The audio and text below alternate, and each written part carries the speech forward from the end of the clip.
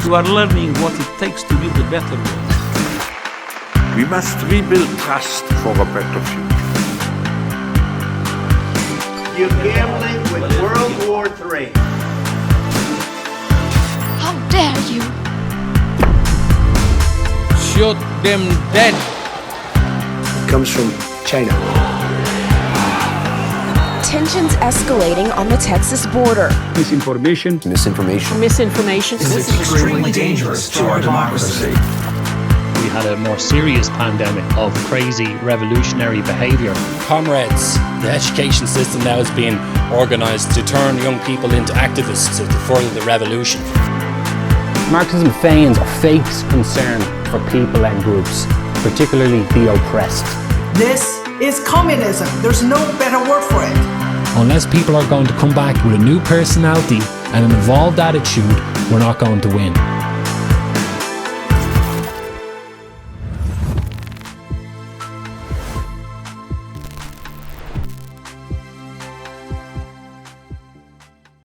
Welcome, ladies and gents. This is Emmett, the host of the Resolving Reality podcast and the author of the book Red Pandemic, The Global Marxist Cult. Back with a new series of podcast interviews, videos, bits and pieces as well. So please do like, follow, subscribe, share this content and drop your comments down below as well. Your support is greatly appreciated. Also, make sure you check out the new website, emmettconnor.com. I will be brainwashing the viewers with the URL during this episode, so make sure you check that out. Almost 30 long-form interviews, other bits and pieces stretching back to 2018, so make sure you check that out. People often forget that I started off doing radio and so on, so I think some people will find that interesting. When I was a complete rookie and I didn't know what the hell I was doing, I was trying to interview people, so enjoy that stuff. But so in tonight's, this is my second interview on the trot. Did one last night, that will be out started next week, and tonight I'm speaking to one of my favourite voices on the Irish nationalist scene. We've known about each other for quite a while now, about some interesting back and forths on X, but also in private as well. So I'm delighted to welcome the show Mr. Martin Murphy. Martin, good evening. Welcome to the show. Cheers, Emmett. Thank you very much for having me. No worries. Kind of returning the favour because we had that great chat there about, I think it was like 5 or 6 months ago, whatever, on your podcast. I kind of embarrassed myself because with my super, high-tech setup here, I forget the simple stuff. I remember the video and audio wasn't in sync, but it was a good chat anyway.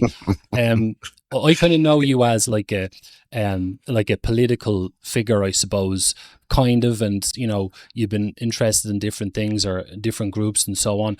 Before we kind of get into it, because I don't want to lose people who are just totally new to yourself and your background, give us a little bit of a rundown on who you are and what you've been involved in, kind of.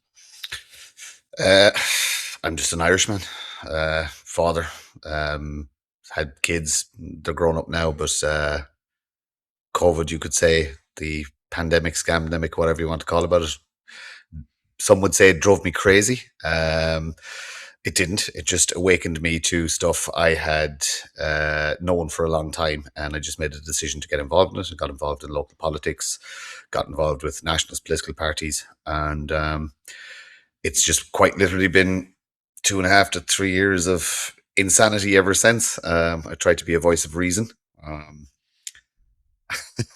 in a very unreasonable world, and that's pretty much it. I'm just meandering my way through, trying to do what I think is right, and that's the most important thing. Trying to do what I believe is right for the betterment of my people. I'm not concerned with other people. I'm just concerned with my people, my tiny little island that I share with 5 other odd million Irish souls, and I just want what's best for us collectively. Here, absolutely. And would you say that then, just to we'll go over the obvious stuff first, when it comes to say ideology and your political stance and so on, obviously we both go in the nationalist kind of category, but has that kind of changed over time, do you think? I would be, if you ask me to describe myself in one word, I'm libertarian.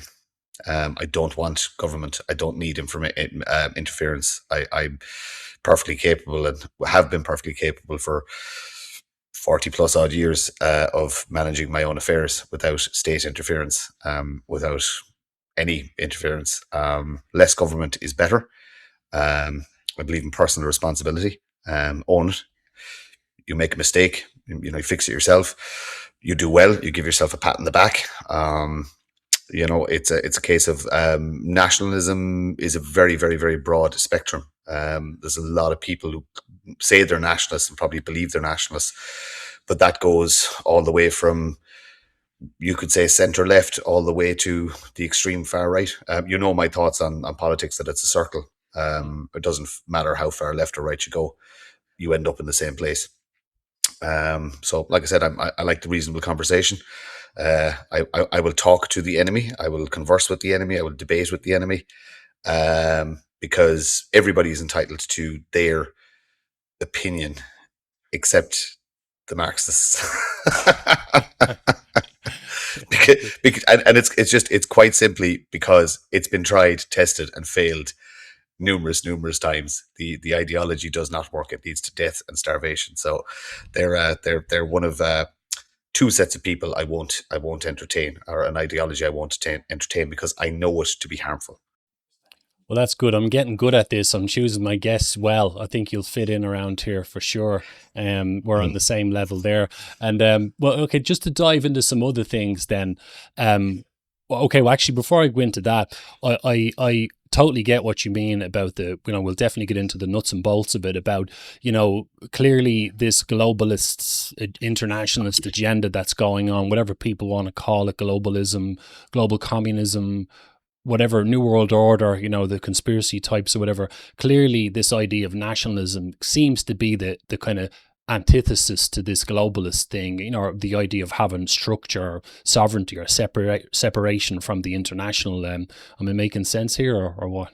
Yeah, the concept of nationalism is basically your borders, your people, your rules, your moral compass, for a better way of saying it. You know what I mean? That these are the standards we accept in society. The globalist wants to eliminate every single bit of that. I always give the example of, do you remember, they call it Play-Doh now, but do you remember Mala? Yeah. You remember you had all the colours. You had all the colours, starting from red, orange. Do you remember what happened when you mixed all of it together?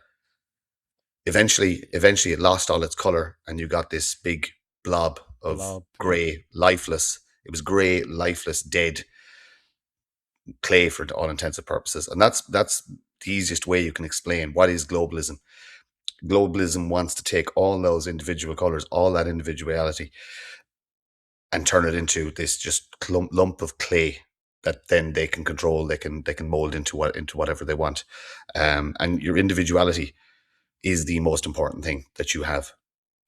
I am an individual. There's only one of me. It is the most important thing. And then I'm surrounded by my family, who, is kind of my wider circle, my tua. And then you go wider again, your local community, then you go to county, then you go to province, etc., etc., etc.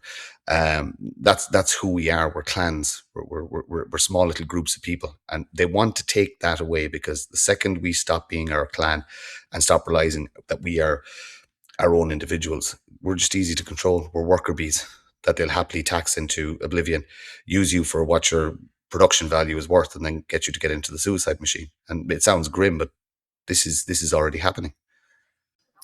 Yeah, the big game, right? It's the big game of control on the global scale, and I totally agree. I mean, this, we'll get into the deeper stuff a bit later, but of course, this is not good. It's been identified and talked about quite a lot that there's something very artificial going on here. This agenda of trying to make all the countries like member states of the world, where they're going to be a global collective, this one big blob, as you say. Great analogy, by the way. It's obviously not. It's not natural. It's not going to lead anywhere good. And speaking of that, one of the things that, the hot topic at the moment, I don't really understand why, but look, I don't control the trends, is, what happened down in the Spanish territory, just south of Gibraltar. We're talking about the migrant wave coming in there, people freaking out as usual. There's always seems to be these events that kind of trigger people off emotionally, and they start to panic again. This is kind of tying into what we were saying, trying to create this, this kind of blob, mix all the races in together, dissolve the borders and so on. I mean, I was really shocked about this, because it's the latest in many, similar types of instances. What was your kind of reaction to it? You could argue that the powers that be want us in a constant state of fear and anxiety. You can go back to COVID for that as well. And if you create this constant state of fear and anxiety, it's much more difficult to form rational solutions to problems. So you could say that these are psyops in relation to keeping people so pent up and so nervous and agitated that they can't form coherent ideas. They can't form coherent relationships. They can't actually find a way to combat this. Now, the other side of that, I'm just thinking about the population of the town I lived in. If the same amount of people just started pouring into the town for no apparent reason, and they were of a different nationality, that would make me extremely concerned and make me extremely nervous, unhappy. It is a numbers game. The issue is that the way migration is working, it'll probably take a couple of years, but the people who arrive there, they're going to work their way up through the system, the immigration railroad that works from Spain, Italy, and Greece, and they'll be put through all these different countries, and they're going to eventually end up in England and Ireland. And the reality is, because Ireland is the last stop on the tracks, that's where the worst of them end up. The bad people that are in that group that you saw there will end up in Ireland in possibly 5 to 10 years, because they'll just keep pushing them through the system. And the system is making a fortune off this. This is people trafficking. There's no other way to describe it. And white Europeans are making a fortune out of this. Bad people are making huge amounts of money. You know yourself, our iPass system in Ireland, how many families have made billions, not millions, but billions from providing accommodation to illegal migrants. But yeah, the images are designed to scare people and keep people on edge. But the reality is that these people are going to end up in European countries, and a fraction of them are going to cause harm. And we should be concerned about that. How do you stop it? You stop it by electing the right people into government to actually tell the EU to basically go. Can you curse on the show, or is it a PG-13? Oh no, you be yourself. Yeah. Yeah, you have to tell the European Union to go fuck themselves. And that's the reality. That solves an awful lot of our problems. If we tell the EU, which is, I don't know what it is now. It's not federalist. It's I can't quite have a word for it, but I'm not going to say it out there. But the reality is, that's it. That's where it starts. You get a government that only cares, that's so insular, it only cares about the indigenous Irish people, and you just tell Europe to go fuck itself. And that's your problem solved. You can then start deportations, anybody who broke our laws. We have laws in relation to, there's a €3,000 fine and 12 months imprisonment for entering this country illegally. That's written into our statute books. The current government is just not enforcing that law. We don't need to rewrite anything. All those laws exist. You arrive here illegally, prison, fine, deportation. That's it. And we just need people with the will to actually do this. Absolutely. And this European Union project, though it didn't start out as the EU, it's always had this open borders, ethnic kind of thing, risk to it. And we've been going through this for quite a while now. I mean, I remember Germany and Sweden seemed to be the earliest hit with this. Back in the noughties, even we noticed the changes in those countries. Are in many ways, Sweden in particular is kind of too far gone. And I remember the socialist recently talking about the socialist activist in Spain talking about how I can't remember what figure she mentioned, but getting more millions of migrants in, you can see the sentiment of the political left in Spain. They're very well entrenched, and obviously they're the ones that with their hands on the levers of power, they're not going to want to stop this. It's funny because it's happening all across the Western world at the same time. That's why you started by saying that this is unnatural. You can actually see it, that it is not. This is not a natural occurrence. This is being pushed by somebody, and it's an agenda. And look, there's a lot of people who point fingers in certain directions. Maybe they're right, maybe they're wrong. I don't have enough information yet to actually say, well, who's actually behind this? Is there a Bond villain sitting in a chair stroking a white cat? Is it just a series of systems? Are we just witnessing and living through the collapse of another empire? That's the other one, because all empires have collapsed. Byzantium, Rome, the Alexander's Empire, the British Empire, every single empire eventually collapses. Are we just living through something that is completely unstoppable because it is just the way systems in nature works? Who knows? Yeah, that's a great point, you know, and I kind of I'm sorry, I'm different. I was trying to sort out a problem there. So basically, yeah, I agree with what you're saying. I mean, this is a kind of a, when people talk about civilizational collapse of the West, this is something we don't like, obviously, because we are part of the West. And I mean, I brought this point up recently on an X Space, Martin. I didn't want to like blackpill people, but I was just pointing out that civilizations have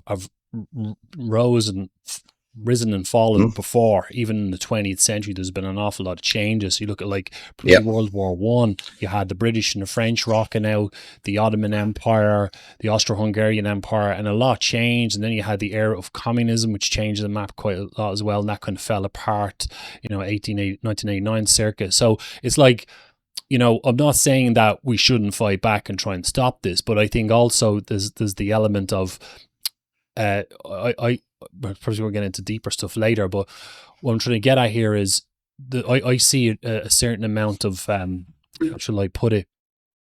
Yeah, there's panic, because people consider this agenda as being unnatural. That's what I'm kind of trying to get at here. There's clearly an agenda to create this new type of world. We didn't ask for it, but yeah, it's kind of happened in front of our very eyes, so to speak.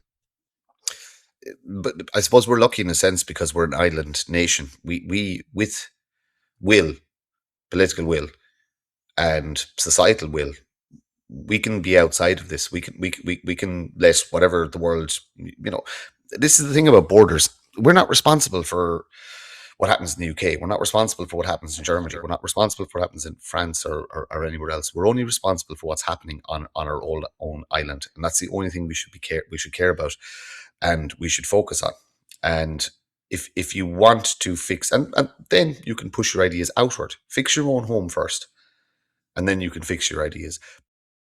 We have to look at the Eastern Bloc countries that would have experienced communism, that they're able to maintain their borders. They have a better understanding of what's happening because we were a colonized people for so long, and we were subservient to the British Empire for so many years. We don't, I suppose, we're so young as well when you think about it. We're a really young country, and we never really figured out or found our feet. We went from a rising to a civil war to the island being divided to handing most of our decision making over to the Vatican and the Catholic Church.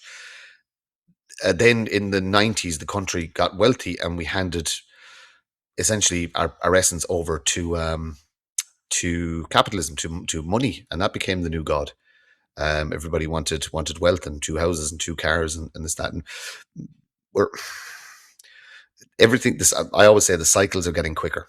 The rise and collapse of empires is getting faster and faster and faster. And again, this may be a natural thing, but as a people, we've never had a chance to catch our breath, so to speak, and figure out who we actually are and who we want to be.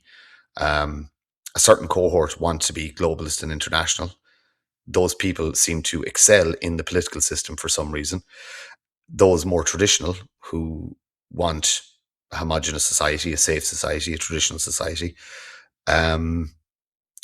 we're ill-suited for the political system, because I suppose we're going to upset the apple cart. A third of the population works for the government. A third of the population claims some form of welfare from the government, and a third of the population carries the burden of the other two. That 2/3 don't want change. You know, there's a lot of people that cry nationalism, but they're happy to take their dole check every week. There's a lot of civil servants who know things are wrong, But again, they're not brave enough to stand up and say it. And then you have the government lackeys and the yes men.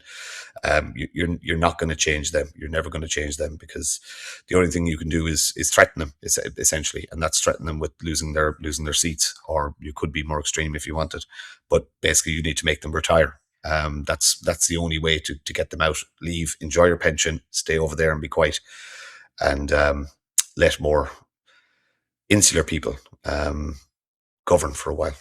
But we're miles away from that. We're years away from that, Emmett.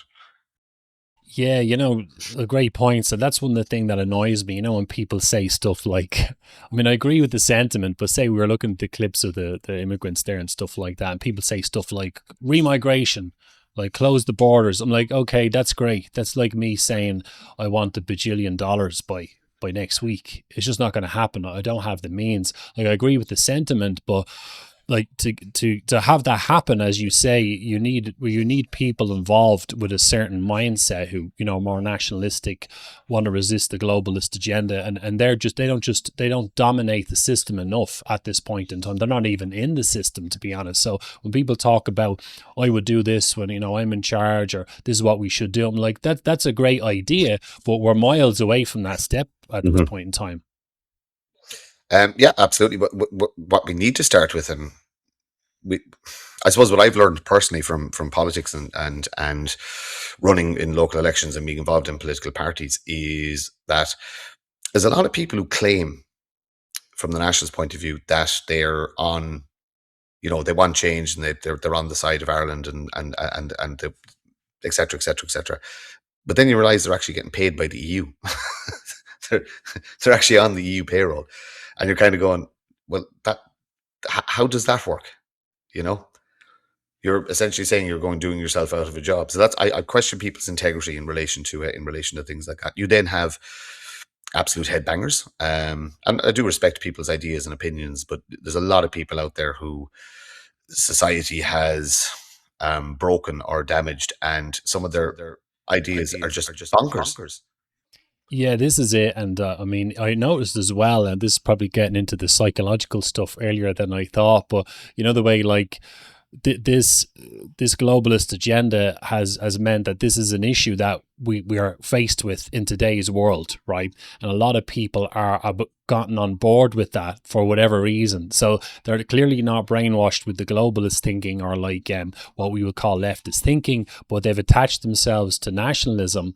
But as you say, there's some characters, like contradictions in their behavior or how they live their lives. They say they're against the globalist agenda, or that they're nationalists. They drape themselves in the flag, but you look at some of their behaviors and they seem to kind of contradict them. So I just think that it's like it's become fashionable in a way to jump on this bandwagon of calling yourself a nationalist. And I agree with the ideological stance in so many ways, but the individuals getting involved with it, sometimes it makes you think, is this a movement that can, people can work together under these conditions? I asked Jared Casey once. I was having a conversation with him on Spaces. I don't know if you know Dr. Jared Casey. He'd be one of Ireland's leading libertarians. Yeah. And I asked him straight out, it was actually on your Space, wasn't it? Or Space by yourself or Owen, I can't remember. But I asked him straight out, were we mature as a people, mature enough to embrace the concept of proper libertarianism? And his answer was straight out, no. Just simple as that. No, we're just not as a people. You can say the same for this idea of nationalism, because we've already had a concept of nationalism, which was actually, it's what Sinn Féin have morphed into. It wasn't really nationalism; it was socialism, and that's gone completely extreme left now. There's a confusion out there. Even actually, here's a good one: if you put into an AI and talk about nationalism in Ireland, Sinn Féin will still come up as the nationalist party. Now, we all on the ground know that is not true, but the perception outside of Ireland is most likely that Sinn Féin, fighting against the British Empire, they're the true nationalists and the true heroes of Ireland. Nothing could be further from the truth. There was good people in the past. I actually spoke to somebody who was deep IRA connections, who's involved in the national scene, and I thoroughly enjoyed the conversation because he didn't lie. He didn't lie about it. This is what I am. This is what I stand for. This is who my people were. This is who my past was. And you see, I have great respect for that. Don't align with them politically or ideologically perfectly, but I respect the honesty. And that's a lot of the problem. That I'll work easier with somebody who's honest with me that I don't agree with than somebody who pretends to be on the same page as me, but they talk out of both sides of their mouth. And unfortunately, that's what we have. And look, I call it out all the time. We have an IQ problem as well. And look, I know that's not a nice thing to say, right? But if you don't read books and you don't spend a bit of time researching on the internet, a little bit of history, a little bit of economics, a little bit of politics, a little bit of geopolitics, you're not really in a position to comment on anything that's going on. You have to better yourself, so to speak. Dunning-Kruger effect. There's a lot of us sitting up at the top of Mount Stupid. I'm only slowly descending it. I'm still on it. I'm slowly descending it, and it takes years to do so. And then you have the main character syndrome. You know these people. They like the attention. That's it. It's not nationalism. It's not anything about saving Ireland. They love the attention. They love the clicks. They love the likes. They love the controversy. But we're very, very far away from a coherent nationalist movement that you could see would make massive political gains. We can still do positive work on the ground. We can embolden our communities to be stronger against crime, stronger against drugs, stronger against societal rot. There are some non-political groups on the ground doing that. That's good work. That's noble work. But politically, no, we're minimum 15 years away from anything coherent, and that's 5 years behind schedule, because I was saying 5 years ago that we're 15 years away from anything coherent, and nothing has changed. It's actually, to be honest with you, it's gotten worse. That protest in Galway proves that it has gotten worse. Yeah, great points. And you know what, you said it when you quoted the name of of the podcast. Thanks for the plug. Like, about resolving reality. That was the whole idea, is that I think that you have to be honest with, the reality of the situation, of what's actually going on. And I've actually said this, but sometimes people think you're being negative, or even more dramatic, they think you're being a traitor or something like that. I'm like, hang on a second. Like, you have to make an honest assessment about where you are, how well you're doing, your strengths and weaknesses, such as life. It fits very well into the libertarian, Western civilization kind of thinking, where and the capitalism as well, where you have to work hard to do well. You kind of get what you deserve in a way. Everything's quite logical and rational. But this idea that I'm kind of going off track here, but like the idea of people being realistic about their abilities, the state of the right wing in Ireland, you have to, people have to be real about this. And with the protest culture as well, that's where the protest culture has kind of started to irritate me, to be honest, because it's like people don't know what to do. They think another protest is going to be the one, the magic wand that's going to wake up everyone. There's a tremendous amount of delusion here, Absolutely. Now, again, the person I interviewed, that podcast should be out there next week. I just have to put it out on a different platform. Again, we talked about that because they would have been primarily responsible for organising and calling that the big protest last year, 50,000 plus people. And we had a conversation about why wasn't it capitalised on. You have to watch the podcast to get the answer. But it's marching up and down the street is a great way to release the pressure valve. It's a great, people get to and you feel good. I've attended so many protests, and I always said I use them as networking events, because I get to see people that I might know online, but I've never physically spoke to them. You get to meet up with people that are living on the other side of the country, etc., etc., etc. They're very, very good in that sense. But the main thing is they've released the pressure valve, and they're good to stop people doing silly things, because there's a lot of, we talked about that anxiety and tension in the country. There are a lot of people willing to do terrible things that are running out of patience and running out of more civilized ideas. And because we have a culture of violence, and we do have a culture of violence in certain parts of the country in relation to historical war. We just call it what it was. It was a war. Okay. There are people that have capacity that are potentially going to take matters into their own hands, and that's why the protests are good, because it deflates and it lets all that tension and anger just blow off for a day. And now it builds again. 2 or 3 weeks time, it's built up again. You see the next scandal, you see the children's hospital, you see the homelessness, you see the housing crisis, you see the recent one, the Help to Buy scheme, that non-nationals are using a Help to Buy scheme for first-time buyers to acquire properties. 10, 15 years ago, that would have collapsed the government. That one story alone would have collapsed the government. But because our politicians aren't local politicians anymore, they're globalist politicians, they're pretty much untouchable. Nothing. Like, you think about the scandals in the last, think about the dead children, between abortion, between scoliosis treatments, between all the other waiting lists that kids are on. And not one politician is gone. Not one politician has lost their position, lost their job. They shuffle them around every now and then. And then the odd time, one of them will go and work for the World Bank or go and get an EU position and stuff like that. But in reality, these people realize they're untouchable. They understand they sold their soul and signed up to the globalist agenda. And with that comes massive protection. They're not accountable to the populace anymore. But again, that's, you want to collapse an empire. You want to study how Rome collapsed. We're living it. We're living it. The exact same thing happened with the Roman Empire. They subcontracted out. The Roman citizens themselves stopped taking responsibility, and they literally subcontracted everything out, including their army. And within 100 years, something that had spanned 1,000 years was just gone. Same playbook is happening. It's just happening so much faster.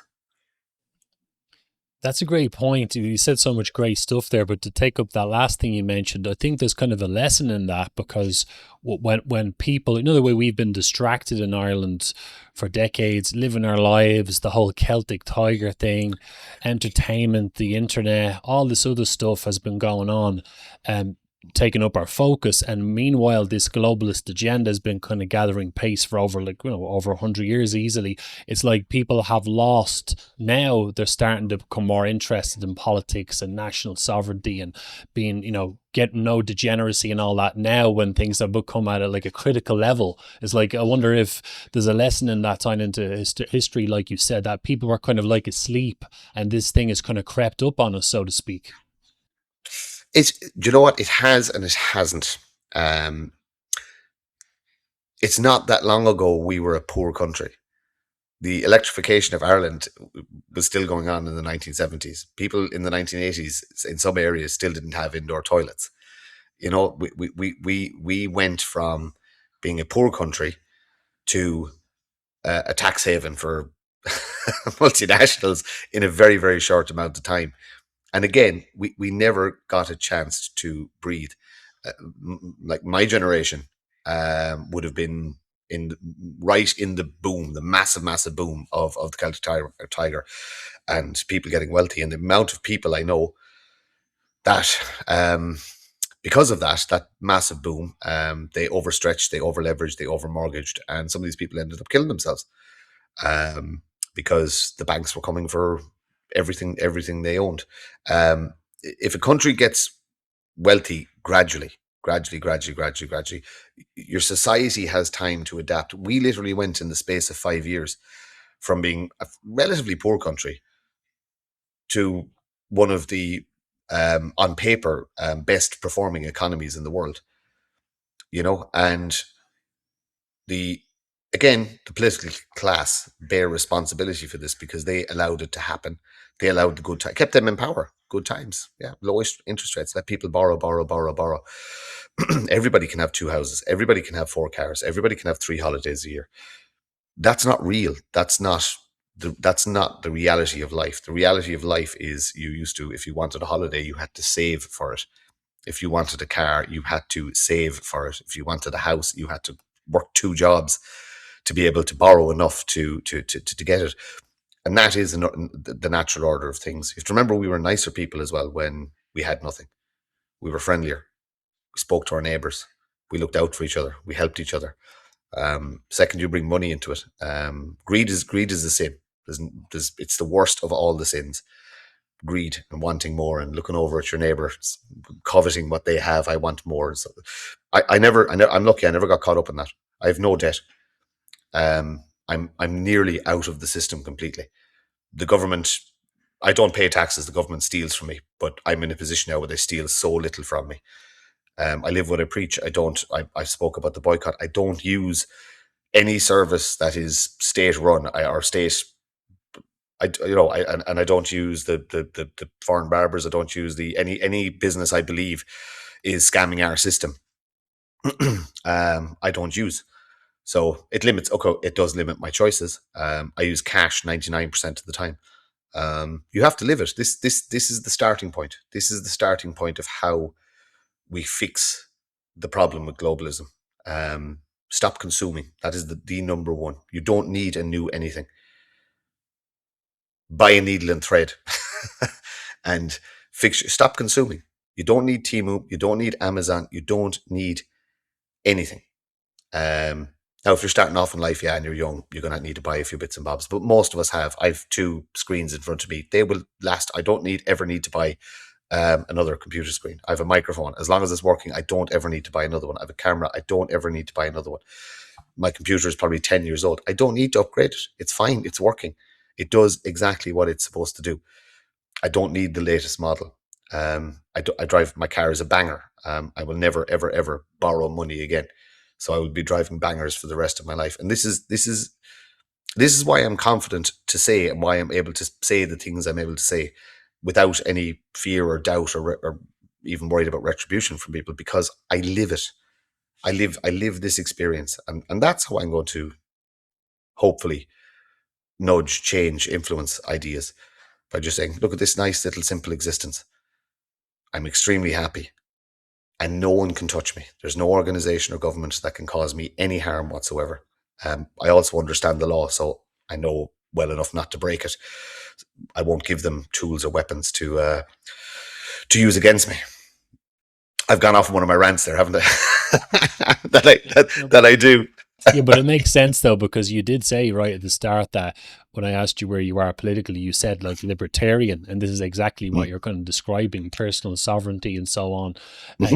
Being self-sufficient, not being beholden to, or being controlled by debt or controlled. So it's all about personal freedom, I suppose, what you're saying. And obviously, like this globalist agenda, it's going to encroach on that in the extreme, and that's why. Like whether someone calls themselves a nationalist or libertarian, they should be concerned, I suppose I was going to say. So, but here's the thing. It only encroaches if you allow it. And this is the choice people have to make, okay? They're going to make things inconvenient to force you to sign up for like your digital ID, etc., etc., etc. What's wrong with a little bit of inconvenience? Why are we all in such a hurry? I don't allow companies to push their grubby paws into my bank account. I pay my bills myself. Now, okay, do I use an app on my mobile phone to do it? Yes, I do. But nobody takes money from me. I go and pay my utilities and my bills by myself on a time that suits me. If every single person in the country did that tiny minor inconvenience, you could have a movement where you could go, we don't like our ESP bills. We've got the second highest kilowatt rate in Europe. We should do something about that. You can quite easily run a campaign and tell everybody, okay, on the last day of this month, right, the entire population of Ireland is saying, no, we're not paying our ESP bills. See what that does. This is, people don't understand what power is. That is power. If you could do that, if you could convince every single person in Ireland, or the bulk of them, 80%, that right at the end of August, nobody's paying their ESP bill. Wait till you see what happens. Again, if you stop consuming, if you stop using services, you can affect massive change. You don't always have to get rid of the politician. Remember, the political gun exists, and it's not a physical thing, but you can hold a gun to a politician's head because they like their salary. You can change their opinion, and you can change how they do things.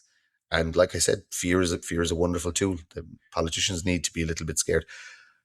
I'm not going to. I used to say it that Micheál Martin and Simon Harris should be taken out and hung.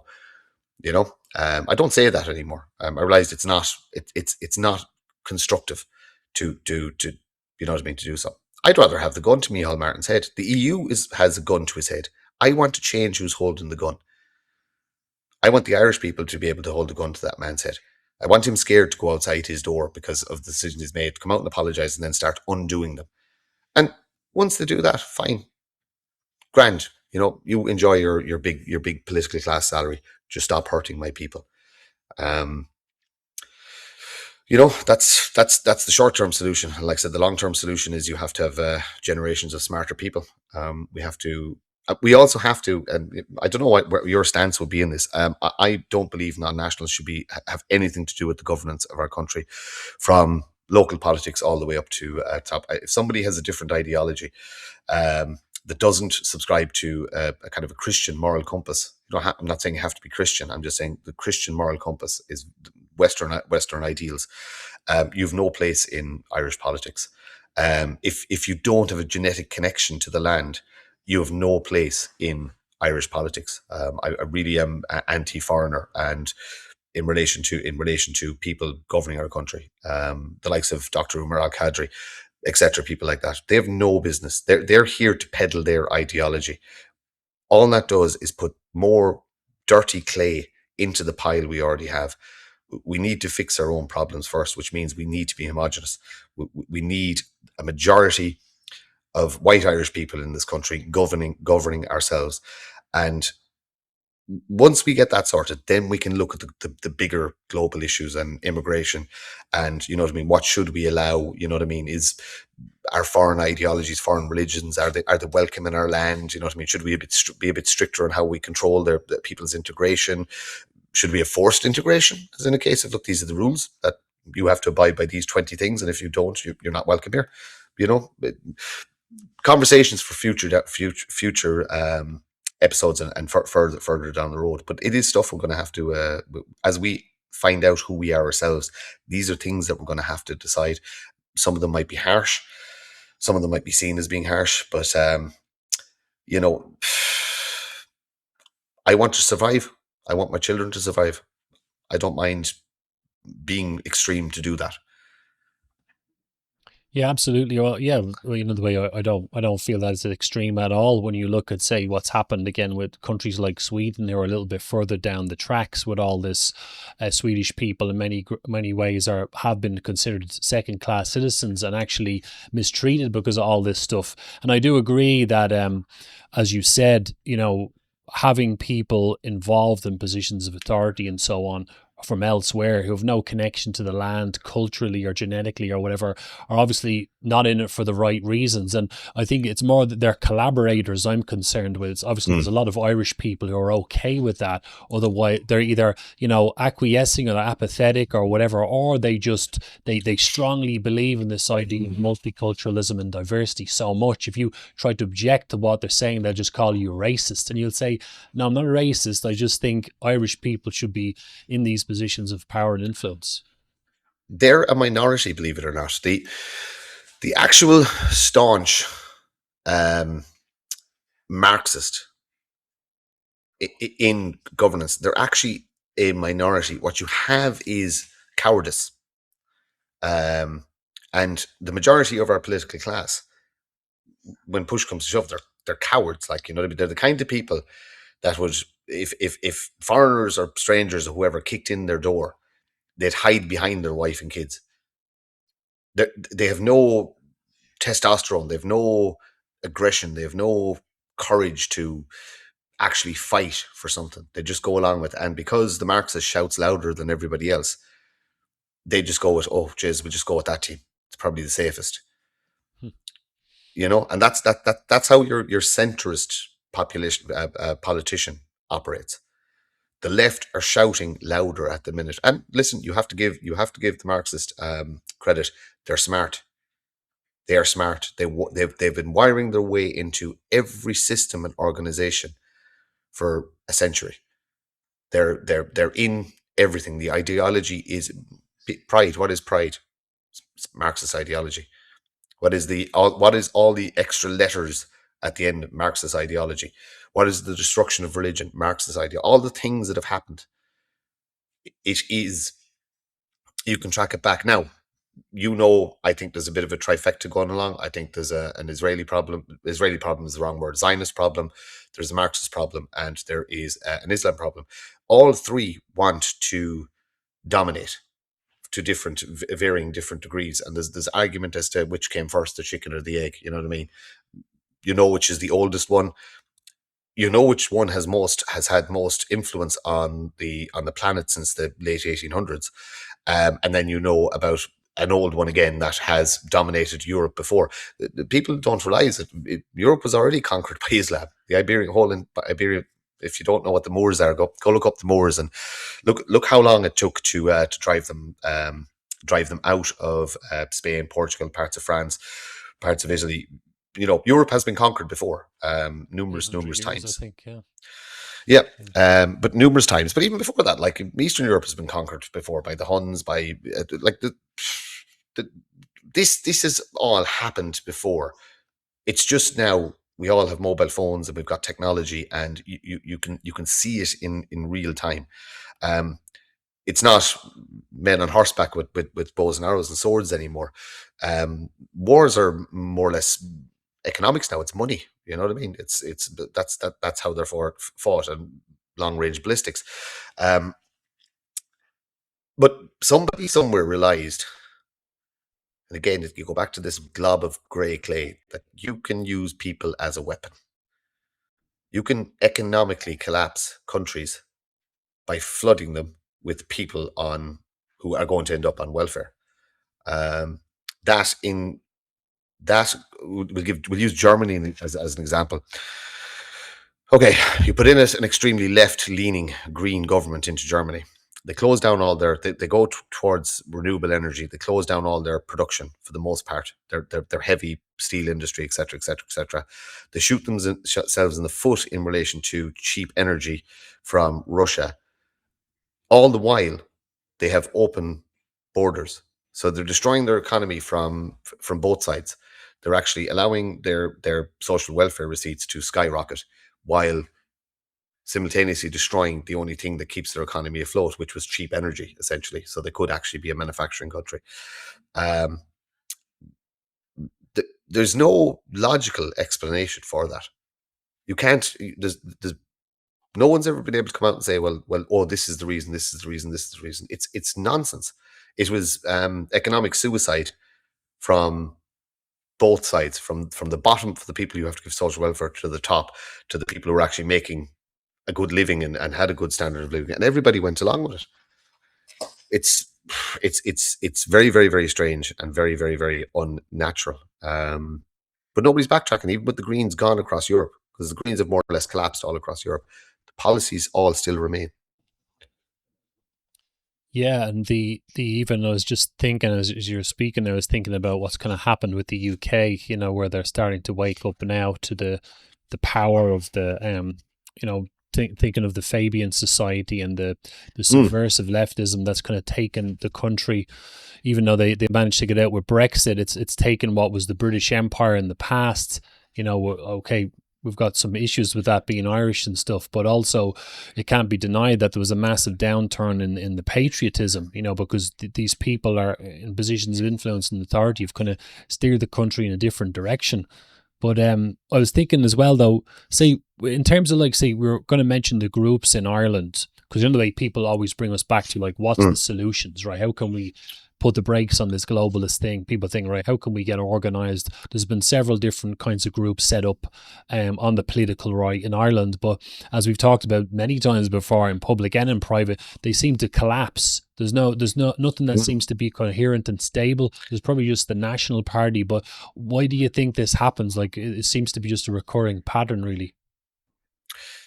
It is a mix of narcissism, main character syndrome, genuine assholes, just people who are ill-suited to... I found that a lot of the people that got involved in politics and in these micro, and we call them what they are, they're micro-national parties, they were sole operators. They, in their work life, in what they did previously, they'd never managed people. They'd never managed large groups. They'd never managed operations with many moving parts and many personalities. It's not easy to do as a skill, especially people management, because people are difficult, because every single person is different and you have to approach them slightly differently. So you then get conflict.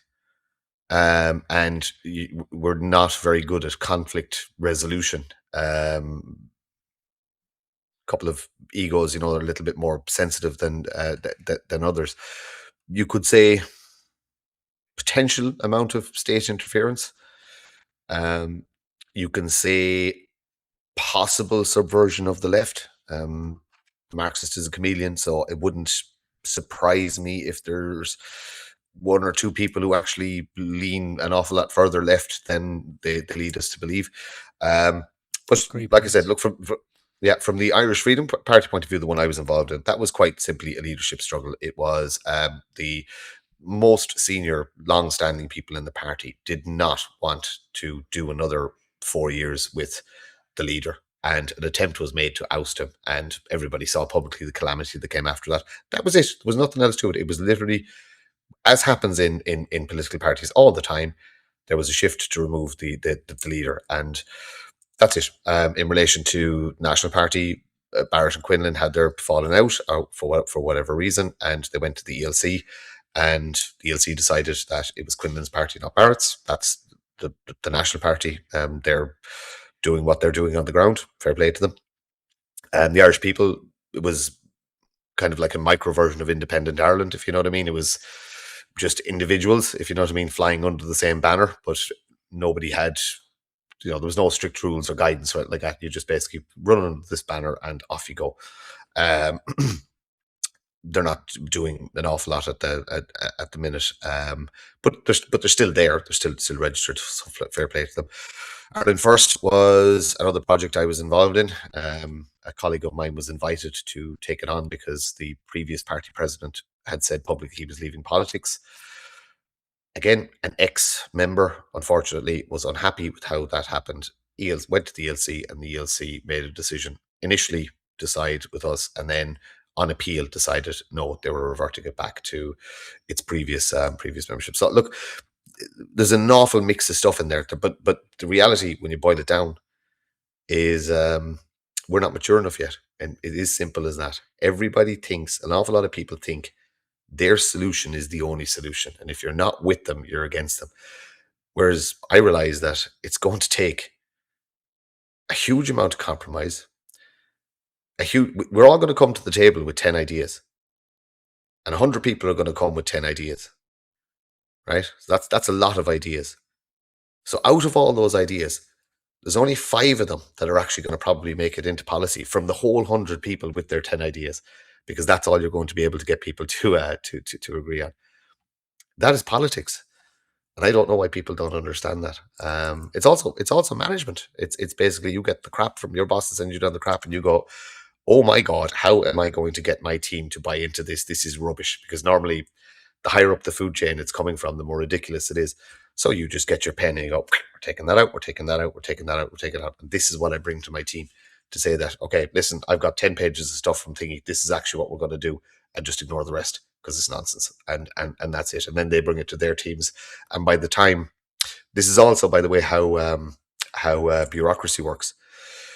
This is the weight of bureaucracy. The same thing happens at the EU. Some table of fools in a room who haven't experienced hunger, poverty, or anything to do with real life in their lives, come up with an idea, and they hand it down to the next tier down. The next tier down adds in their idea as well, because they see this is an opportunity to, I can get something across the board, and so on and so forth. So by the time that single idea leaves the room to when it actually goes to implementation, which is usually at county council level, it's a 40-page document. But it genuinely started as just a conversation with 10 people in a room going, okay, we should implement this. And it's one singular idea. But you have to remember, people use opportunity to stick in their own views of the world like that. And like I said, what ends up in the councils then is that thick. There's, like, as you mentioned, I've said that a while ago, that there's too many people involved with different opinions about which way to go.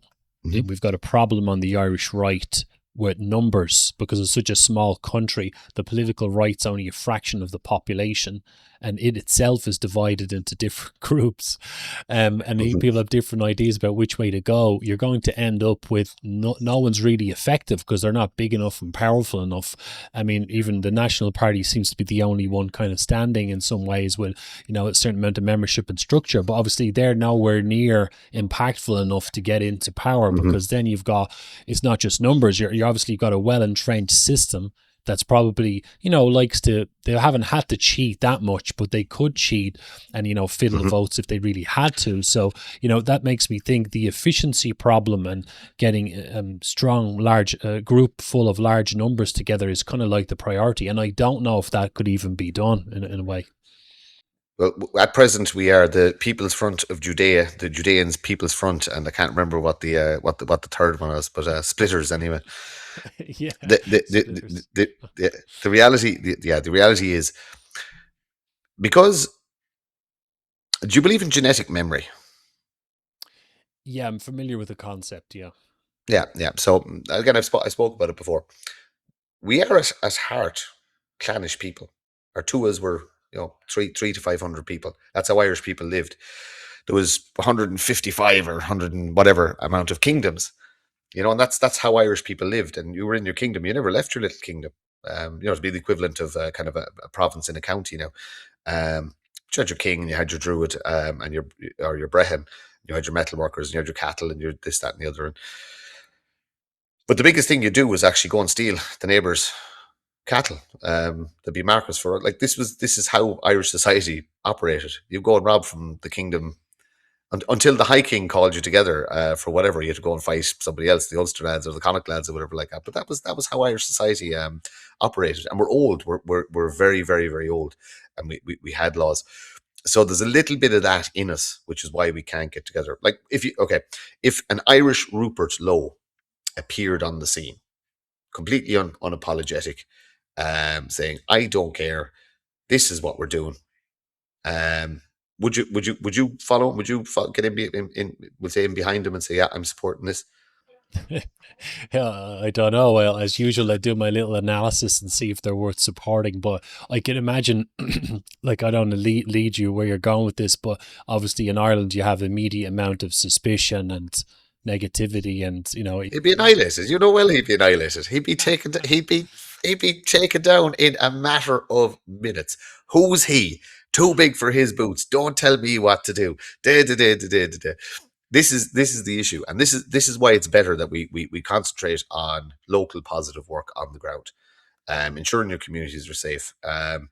There's other issues as well as the globalist agenda, and drugs is part of it. By the way, if you're wondering why there's so much cocaine in the country, it's because it's being allowed. It's simply, I personally am extremely anti-drugs, and I'm going to be hopefully doing some work with people in relation to that. But it is, again, being allowed because it weakens men. This is the most important thing about narcotics in general. It weakens men, and they want the men weak. They want the men watching football, high as a kite, drinking. I drink well now. Look, I'm very fond of pints myself, so I am guilty of it myself. But I balance it with the work that I do and the podcast I do and the political stuff that I do. So you're being attacked from every single angle. But if you start building small little community networks, it doesn't matter what they're called, it doesn't matter what the AI generated image is or what. Just go out and get to know the people around you, and actually learn that when push comes to shove. I'll tell you one thing.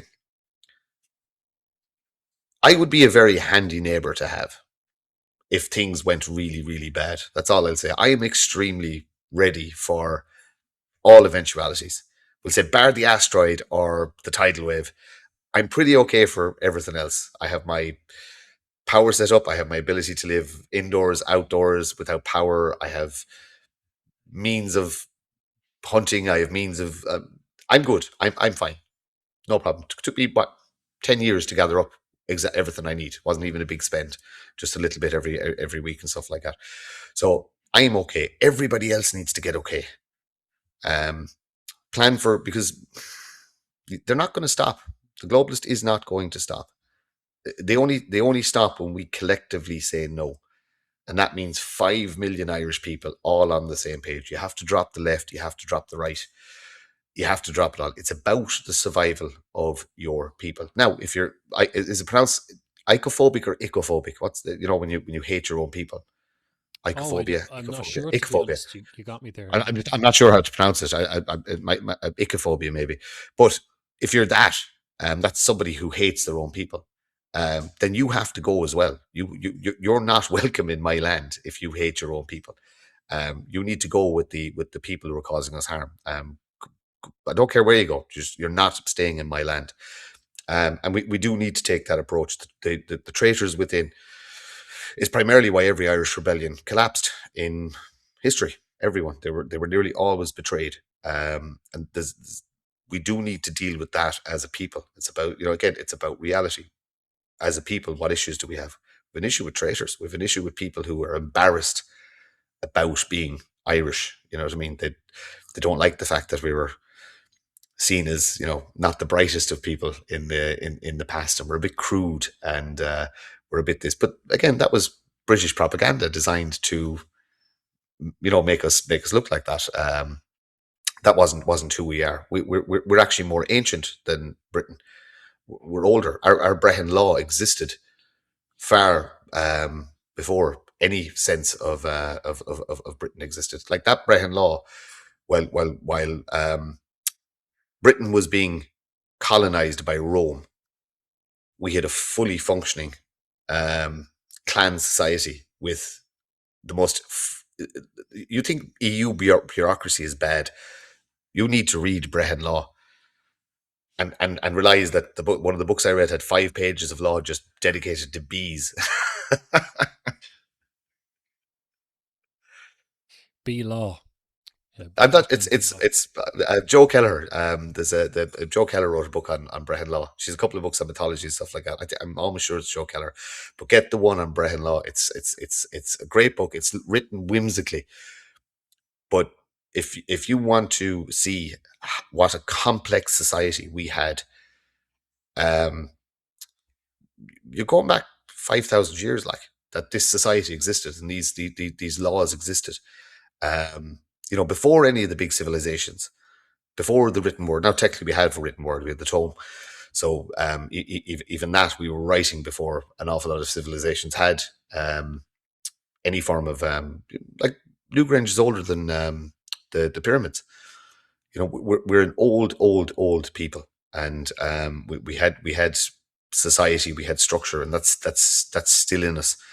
And we will get there. I'm very, very hopeful we'll get there. It's just going to take a very, very long time and a lot of compromise. Yeah, there's a few things I should pick up on before I forget. Oh, the one about the drugs thing as well. I total agreement about that. And I mean, it's like it's you think of what we're up against, and considering all the factors we've described about how difficult it is to get people in Ireland to work together on the political right. This has been going on for years. You talked about the egos involved and management issues and organization, all this stuff. The last thing people need to be doing involved in this movement is to be getting out of their minds. It doesn't exactly help brain power to be doing drugs at all. It does make people weak. It makes them emotionally unstable, depressed, all sorts of stuff. And you don't need that. You need to be sharp, as much as possible. And, and I don't like that, to be honest, that part of the Irish culture, the thing where, having a bit of crack and a laugh is one thing. That's part of our culture. We're known for it, but that's mostly alcohol related. It's not this newer wave of, the coke, the amphetamines, all this stuff that stuff's no place in Irish culture at all. And heroin as well, of course, I actually, again, the person I was talking to would have been knocking around Dublin during the heroin issues in the 1980s. Cocaine is the big problem now because it's become, and weed smoking. Look, you go to any of our protests, the bang of weed in there is just ridiculous. Everybody's smoking joints and stuff like that. If you put me in government tomorrow, I would actually come up. I've written already. It's called Grow Your Own Policy. So basically, I would say, if you have the horticultural skills to grow weed, no problem, you can have it. And if you want to invite 10 buddies around and smoke a joint in the privacy of your own home, like you're having a couple of cans of beer, I have no problem with that. If you sell it, I'm putting you in jail for 20 years. That's it. Simple as that. It really is as simple as that. And if you sell even a leaf of it, or give a leaf of it, or it leaves your property, you're going to prison for 20 years. We're not going to tax it. There's going to be no profit on it whatsoever. That's it. That'd be the only one I'd make an exception for. And that I would be that strict, but nobody would profiteer from it. Nobody. And anybody found making any kind of money, that's it. Minimum sentence, 20 years. I would be that strict. In relation to all other chemically made drugs, nope, that's it. But I would go so far as to say you're going to prison and you're never coming out again, or we'll come up with something even more extreme to get rid of it. But I've no time for drugs whatsoever. It's now come to the point where when I go for my pint, I'm offended because every time I have to go to the toilet, there's somebody fucking taking a bump inside there, and it offends me. But I make people feel uncomfortable, and I tell them to do not do that in front of me. Go somewhere else, find another pub to drink in. This is my pub. This is where I drink. I don't want to see that shit. Unfortunately, 90% of the people are doing it. So it's a case of, again, you are the minority because you won't take it. And these are good people. This is the killer. These are good people. They work. These are painters. These are mechanics, like salt of the earth, good people. But every single time they go into the jacks, they're taking a little snort. Like I've asked people, I've interviewed them and said, well, how much is that costing? It's people spending 350, 400 euros a week. Now they've been locked out of the housing market, so they don't have a mortgage. Mortgage is the best. If you want to turn a boy into a man, give him a mortgage. That's it. That's how you do it. Give him fucking a child's nappies to change and a mortgage. And then you will see the boy goes away and the man becomes the man. And this is the problem. Because people have been locked out of the housing market and they're not getting married and they're not having kids, they've got money. They're probably still living at home with mum and dad, or they're renting with a few lads or something like that. And they've nothing else to do with their income, because they're saying there's no point in saving because I'm never going to get a mortgage. So they're sitting on, these are good working people. They're sitting on a ball of cash and they just go, fuck it, I'll give it to the local drug dealer and just be off my tits every weekend. Sad. It's very, very, very sad. But the guru from the WEF, the Yoel, whatever his name is, he did say it, that's how we're going to control the useless eaters, narcotics and video games. Yeah, this absolutely. Well, it should be brought up not just in the context of Irish society in general, but also in terms of the political right as well. Like I was saying, need every advantage we can get. If people aren't going to, be able to manage themselves and their emotions and be a disciplined individual with stuff to contribute, if they're going to be relying on the state financially and also doing drugs and stuff like that, it's a little bit naive to think these people can fight the New World Order. I mean, it really, I think Jordan Peterson said it once, that in one of his books he said something about, he was talking about this activist mentality in adolescents and so on, young adults as well, about how they've got these lofty notions about saving the planet or saving, being anti-racist or whatever it is, but they should learn to tidy their own room first. Like, they're not controlling the bread and butter of their lives. I mean, it's like I say as well, if you say you love your country, how about you control your, see if you can control your organism or become self-sufficient or hold down a proper job or a career and do stuff like that first before you try to go ahead with the loftier stuff, And again, it's why I'm confident enough to say the things I've lived it. I had my house bought and was married when I was 23 years old. You know what I mean? My kids are reared. I've one. My youngest guy, he's 17 now, but he'll be 18 soon. So I have no actual children. All I'll have is adult children. I'm not that old. This was normal. This is what you were supposed to do. You settle down, you meet a woman, you build a life. Like I said, once you get the responsibility of parenthood and a mortgage, you basically further your career. You try and do better. My wife never had to work. I was able to provide enough income for the two of us to live comfortably, but not wealthy, just comfortably. There was months where we struggled, etc. But this was normal life. I saw in my time a lot of people abandon that that life for the not saving for it, the not working for it. Just take the cheap debt, have the 2 cars, have the 2 houses. So, like I said, this societal collapse is it's been going on since probably the late 90s, and it was like mission creep. I'll come 2 steps closer, I'll take 1 step back, and so on and so forth. But like since COVID, it's ramped up. It's fast now. It's not just things changing a bit by bit. It's you can see it, you can feel it, you can even almost month to month, you can see what's happening. I'll give you a funny example. I didn't think anything about it at the time, but do you remember when they were giving or encouraging people to get remember the Dove card, the white card, your social welfare card? You got them when you were 16. It was the old Dole card. It was a white card with fucking birds on it or something like that. But anyway, they all expire and stuff like that. But they brought in the one with the chip and pin on it, the green. It's a green card with your photo on it.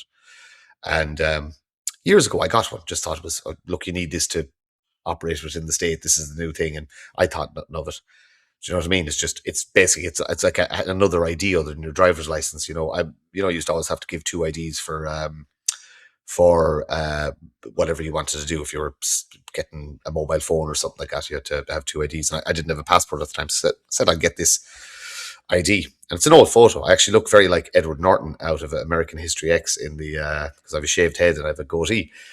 So it's great. So my driver's license expired there recently. So I went on to, you can do it online now. It's very, very handy. So I said, okay, I'm going to use this system because I need a driver's license. They didn't ask for a photo. So the photo they have on file for me of maybe 15 years ago is the one that gets automatically uploaded onto your driver's license. And I just thought, this is so bizarre. That human doesn't look like me. Like, if I showed that to you now, you would say that is not me in the picture. It looks like a completely different human being. So, like, they talk about digital IDs and these systems are, systems of control. But if you're not going to be able to identify the person in the picture, do we need to worry about them as much as we think we need to worry about them? You know what I mean? Are they really going to be able to turn off your cash? Do you think they're that far advanced that you're going to get into a China system? And I don't know if that's real in China. I don't know if that's AI generated. I don't know if I've never been to China. Does that actually exist, where if you speak out about the government, they will turn off your money and let you starve to death? And are our government competent enough to actually put a system like that in place? Because I personally don't believe they are. Yeah, well, I think when you look at the pattern of, say, the way the UK is not quite in the same situation as CCP China, but it is a little bit different. But you'll hear the various Marxist mouthpieces, like your Sadiq Khans, Keir Starmer, Tony Blair, Gordon Brown.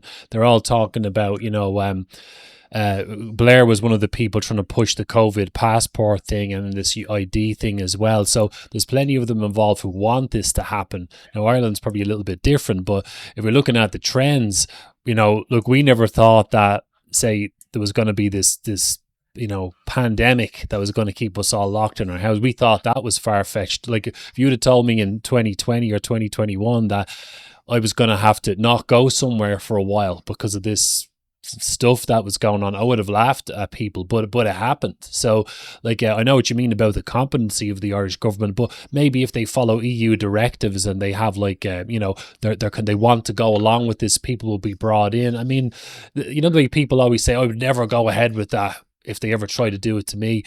some people probably mean what they say, but a lot of people might go along with it too. And we're back to what we said before, that, you know, you have so many different groups in society, the apathetic, the apolitical, the ones who are more staunch rebel types and so on. I think it could catch on to a degree, but I don't know if everyone would get on board with it. I don't know. But I suppose that then you just have to show people what life is like without it, that it's better. Like, not having the state involved in your life is fantastic. That freedom. I had to give up my career to do this. This comes at a price. This comes at a cost. But I can say whatever I want. I can do whatever I want. There is nobody that can harm me financially. There is nobody that can harm me physically, because you're not going to be able to find me. You know, you build that life for yourself, and then you actually put yourself in a position where, okay, I have some things to say. You don't have to like me. You don't have to agree with me, but I'm probably right. Do you want to do some work? And that's what I'm doing at the minute. I'm reaching out to people in the background saying, do you want to do some work? And that is quite literally it. That's what I'm going to be doing for the next 10 to 15 years. I have no interest in being in charge. I have no interest in being in the ruling class or anything like that. I just want to do some honest, good work. So when I get to the point of lying on my deathbed, I can say, do you know what? I actually did something, and I made a small bit of difference, positively. And that's it. Yeah, I mean, we kind of both talked about that, haven't we? That I don't think it's healthy for people in Ireland, considering the whole situation, for them to be so emotionally invested into saving Ireland and fighting globalism, so much to the point where they just neglect their lives. You know, like they've got nothing else going on in their lives, and they may even be like whatever, reneging their responsibilities or whatever you call it, but they're so obsessed with this idea of fighting a revolution that they've let everything else go, including their health as well, because, you know, we don't know for sure, like we talked about earlier, we don't know for sure if Ireland can be saved. We hope it can, and we're pushing towards it, but I don't think it's wise for people to, like you said there, you've kind of already built your life and organized stuff. I would hope that the younger generations, you know, like the you've got some voices on the Irish right, you know, in their late teens or early 20s, who are becoming vocal and getting involved in stuff. You know, I hope they're not forgetting about everything else in life, like the career and the partner and so on, for this stuff sort of thing.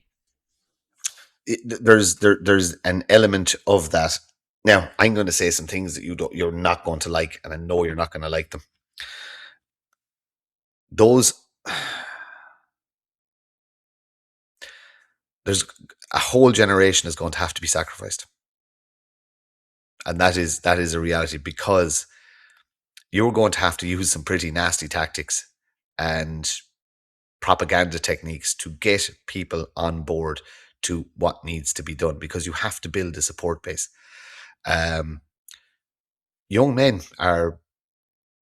Impressionable young men are the best people to target.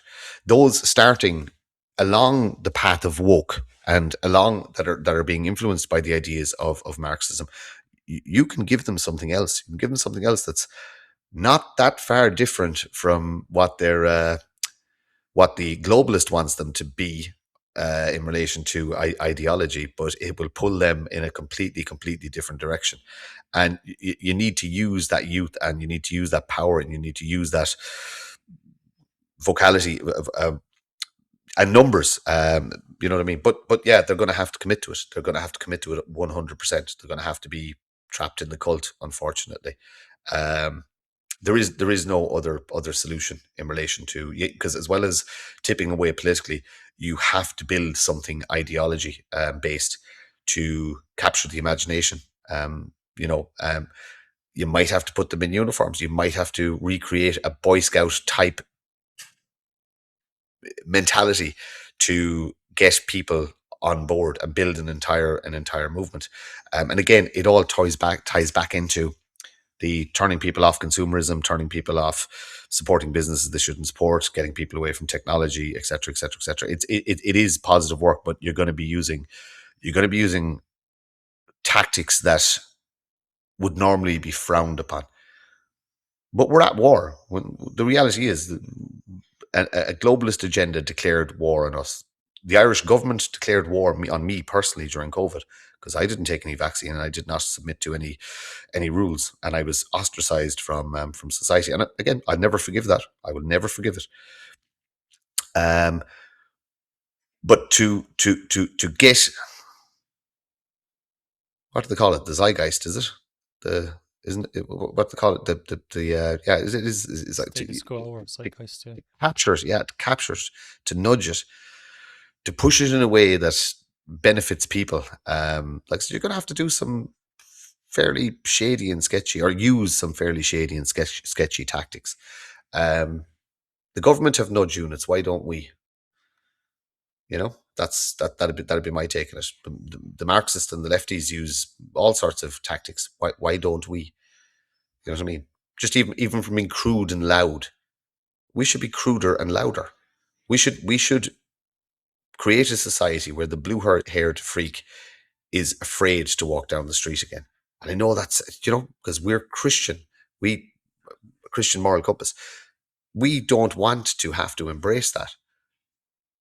There's no other solution. Cease existence or embrace being a bit of a dick for a while. Like I said, only a decade or two. One generation will fix an awful lot of the problems. But we have to go to some very, very dark places, which this isn't new to us. You know what I mean? 100 years ago, after we thought we got freedom, brother killed brother in this country. It is in us, brother killed brother in this country over an ideological difference. This ability is in us. It's there buried.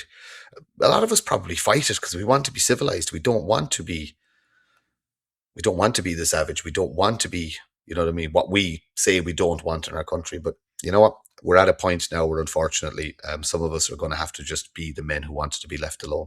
And that's just where we're at. Yeah, certainly it's not going to be pleasant, so that's why you see with the political stuff, sometimes I've thought people love, but especially as we talked about it, this consumer culture where standard of living has improved and so on, whether it's in Ireland or the US or wherever it is, most Western countries, people like the idea of being able to vote their way out of this because that's nice and comfortable. You go to the voting booth or whatever, you pick who you like, and that's just going to fix everything. Maybe that's never going to be effective. A lot of people seem to be catching on to that something more drastic is required, and it's not going to be pleasant. And you're dealing with, like we talked about the collapse of empires earlier, often the bigger stick won. It wasn't like the ethical side. It wasn't their moral compass that won them the fight. It was their willingness to be ruthless and to do stuff that they wouldn't normally consider ethical, but they felt like they didn't really have a choice. Like there was an American woman on Space last night brought up about, she's an American patriot. She talked about how she backs the Irish. We hear that a lot. She's wishing us well in our fight. And she brought up 1776, how the Americans had to fight the British, and it wasn't pleasant. There were a lot of them are ordinary men who had to take up arms and get the British Empire out of there because they weren't going to leave voluntarily. So this is where it's time to get nasty, so to speak. An amazing catalyst, though. It's funny. I don't think we've had our catalyst yet. You talk about 1776, and it was taxation. Again, it was economics that started that ball rolling. That actually, some people higher up the food chain decided, you know what, this has to stop. That pushing the British out did not start from, a new American farmer out in wherever he was deciding that we want the British out. It didn't work like that. It never starts from the ground. It was a taxation on a product, and basically people kind of just went, okay, enough is enough. We're not taking any more. But these were the people that would be classed as the elites of society. We'd class them as these were wealthy people. They weren't farmers, they weren't rural people who were working the land. That's not how it happened. And the same thing, unfortunately, has to happen here. There has to be a catalyst. But then the globalist desensitizes us. Aisling Murphy should have been the catalyst. The two gentlemen in the west of Ireland that were beheaded should have been the catalyst. The children stabbed in Parnell Square should have been the catalyst. But it's like our powder is a bit damp, and it's going to take a while to dry it out before we actually get it to ignite. But again, look, we work in the background. We have conversations in the background. We'll get there eventually. I remain extremely hopeful that the better human nature will win out over. And at the end of the day, the elites, the globalists, whatever you want to call them, there isn't a lot of them. There's billions of us. There isn't a lot of them. If we have to have a cull of 50 to 100,000 people every 50 years, just so society becomes safe for the rest of us, maybe that's just something that needs to happen. That we'll take the Irish approach. We'll never let anybody get too big for their boots. We'll chop them down before they get into the position where they can influence global geopolitics. Yeah, well, yeah, exactly. The whole thing of we're talking about there being like an emotional triggering event or a catalyst. There's always another one. So, say the images of the immigrants coming into Spanish territory just across the water from Gibraltar. That's like, people kind of panic, or the attempted beheading in Belfast. You mentioned the two murders in Sligo by the Muslim or whatever. And there's always another one coming along, and they tend to happen quite frequently. But then people say, right, this is the one now. We need to get out there and fight, and nothing kind of happens, So I think that that can kind of happen where people fall into that cycle of waiting for the right moment, the perfect time, which never arrives, obviously.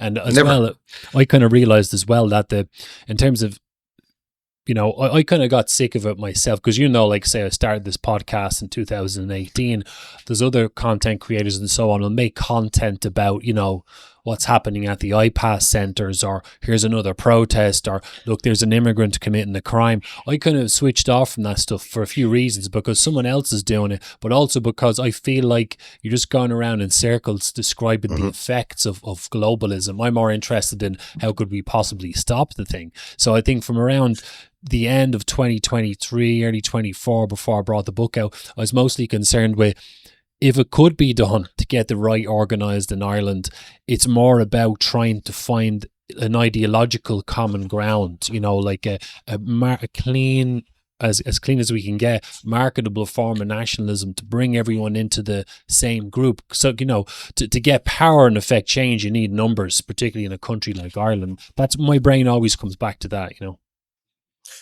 But to do that, so first of all, it's like what we spoke earlier on, the 100 people with 10 ideas. You know what I mean?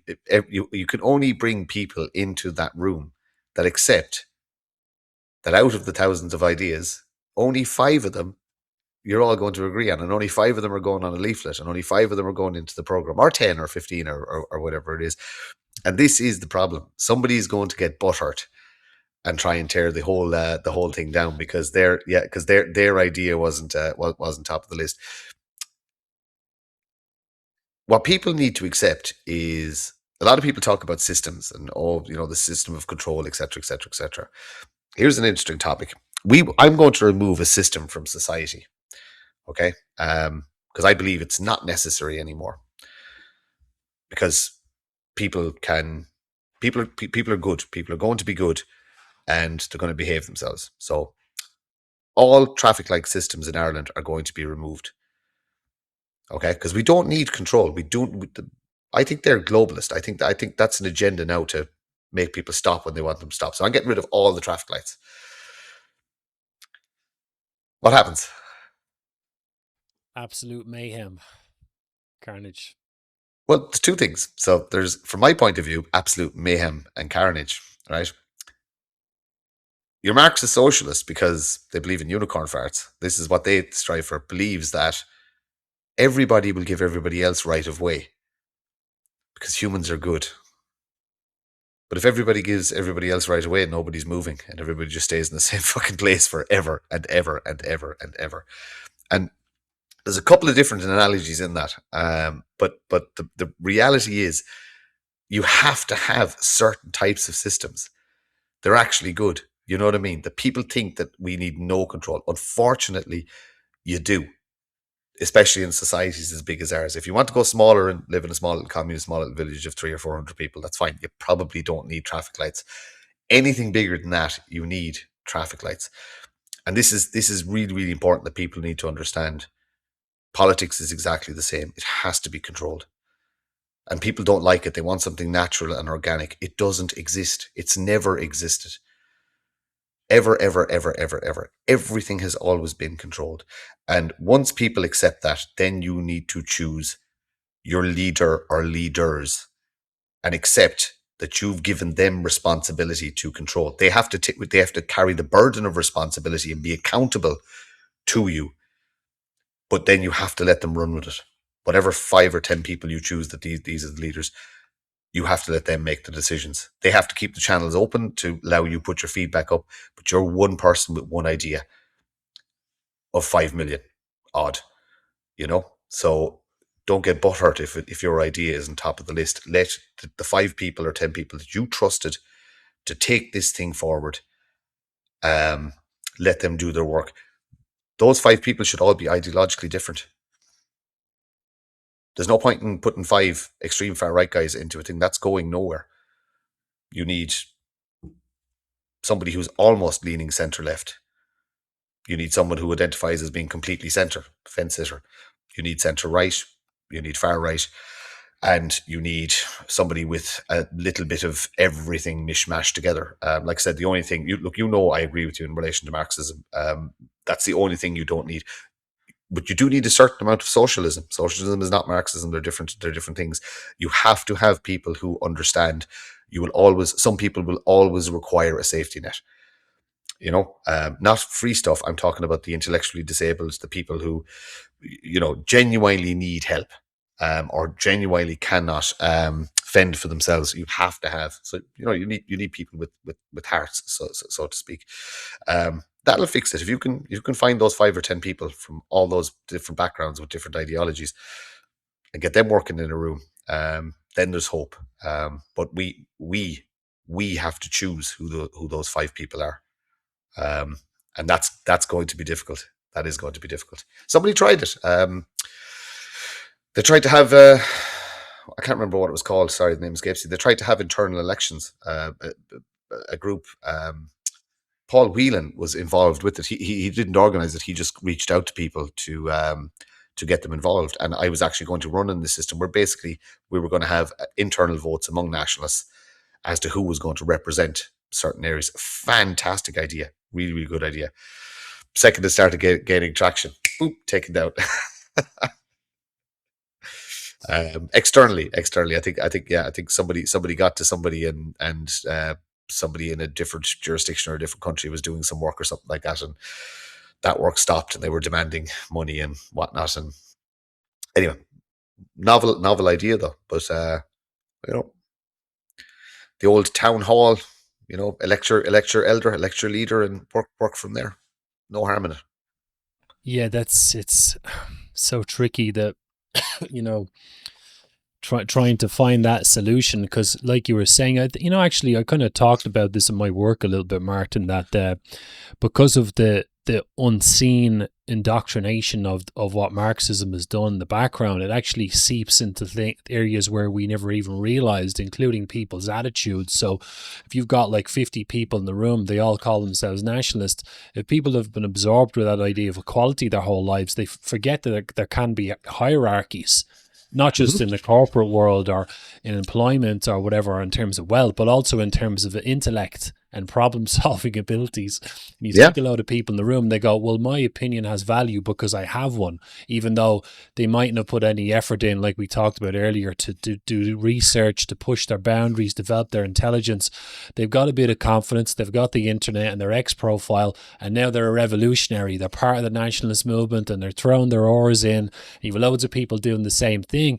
And then the ones with the really sharp ideas kind of get lost in the sea of so-so ideas, and if they're all treated with equal value, no kind of cream rises to the top in that scenario, whether it's personnel or ideas or anything else. Now here's the thing: you don't need you don't need the smartest or brightest at the top. You have to remember, politics is also show business. You need the prettiest and the best spoken. You couldn't put me out in front of anything. I look like something that just came off the side of a mountain.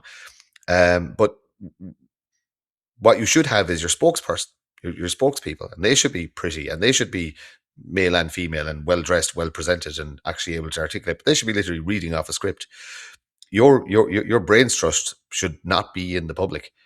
They shouldn't have social media profiles. They should be sitting in the smoky room, strategizing, coming up with ideas. They should have their bot farms over there. They should have their IT guys there. They should have, you know what I mean? And literally, okay, here's the idea. Boom, boom. This is how we're getting this out. Okay, we've done our research. We understand our demographics. We know who we're going after. Right, we want to promote an idea and we want to promote a candidate in a certain area. Bang, send it out, get it out there. Is it polished? Is it, you know what I mean? And everything I'm talking about here costs money. And here is the big problem. There is no money in politics unless you are part of Fianna Fáil, Fine Gael, Sinn Féin, People Before Profit, Labour, or any of the other parties. If you're not in the system, you have no money to do anything. You'll find if you find a wealthy benefactor to support you, it normally comes with strings, and they have their own agenda that they want to push. So, you know, again, this is something we need to get smart with. We need to start planting the ideas that I would rather than have the politicians and the polished actors, so to speak, that are going to represent. I want the smoky room set up with the IT guys and the researchers and the guys who understand algorithms, understand social media, also understand mainstream media, have production ability. And then basically your guys around the table will come up with a good idea and then they give it to them. Your production people, polish that up, make it look sellable, give it to the IT people, let them get it out there. They can, you know what I mean? I don't understand algorithms. It's not something I want to learn. I've been told I could make my account so much bigger and so much more successful across all platforms. I don't care. I don't want to do that. I do not want to give my time, the most important commodity I have. The only commodity I care about is the finite amount of time I have on this planet. I am not giving it to figuring out that 2:03 on a Wednesday is the best time to put out a bit of content, but it can only be 17.46 seconds long, and it must have whatever. Blah, da, da, da, da. I'm not doing that. I'm not giving my time to that. If it's a case of something's interesting, people will read it. If not, if it's interesting, if they want to watch it, you know, that's fine. But we do need to engage people who have that skill set and are actually interested in doing that kind of stuff. Because again, the propaganda war is as important as the ideological war, is as important as the physical war, is as important as the spiritual war. They're all connected, and we really, really, really need to start doing that. Less online stuff, less online chat, less spaces. If you're gonna have a space, make it big, make it massive. Aim for, you know, you want to get 20,000 people listening, you know, that kind of thing. Make it get 2-3 celebrity type people that, you know what I mean, that have agreed to just sit there and just have their name attached, and then have your conversation, have your debate. Then don't do it again for 3 months. Less is more, you know. And then same thing with the IT. None of this constant. I'm really bad at it because I think I'm doing something good. I repost so much stuff. I go, oh, that's interesting. Repost. Oh, that's interesting. Okay. Oh, I like that guy. Repost. I'm brutal for it. I've got like hundreds upon hundreds of thousands of reposts, and you're not actually doing anything. You know what I mean? You're not, just read it and move on. Give it the like. But I'm always, people need to hear this. People, and then you realize that, well, actually, my circle have already seen that because the people I know all follow the same. You know what I mean? So you're recycling. We need to get a small bit smarter in relation to that. But the propaganda, I'm very interested in. Propaganda is not a bad word. It is a very, very, very positive word. It's like a lot of things. Language has been stolen. It's the same as racist. It's the same as whatever, bigot. All those words. Language has been manipulated. Propaganda is a positive word, and we need to have a very, very, very positive propaganda campaign to recapture the boomers, so to speak, and to introduce the younger generation into what life is actually supposed to be about. It's not about pride. It's not about blue hair. It's not about any of that nonsense.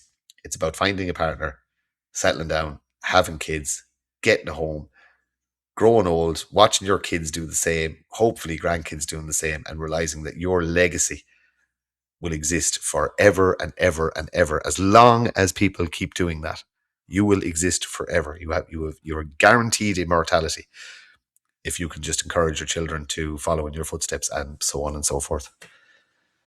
Yeah, these are the kinds of ideas that need to be normalized again, considering what the globalist global homo commie agenda has been dragging the young in the opposite direction. So traditional values is definitely the way to go. With a certain amount, like you said, with propaganda, it's not a bad thing. It's like positive indoctrination, we could call it, because there's like a phrase I remember hearing, like nature abhors a vacuum. So if there's nothing there, it will fill it. So if you lose your sense of culture or identity in a world where there's this toxic, Marxist global commie thing, wherever it is, that will come and occupy the space. If you lose your past, and obviously that's been very good as coming in as a wrecking ball to destroy traditional values, the family unit, marriage, by the feminist movement, easier divorces, abortion, plus attacking religion, Irish culture, replacing it with, multiculturalism, diversity, and so on.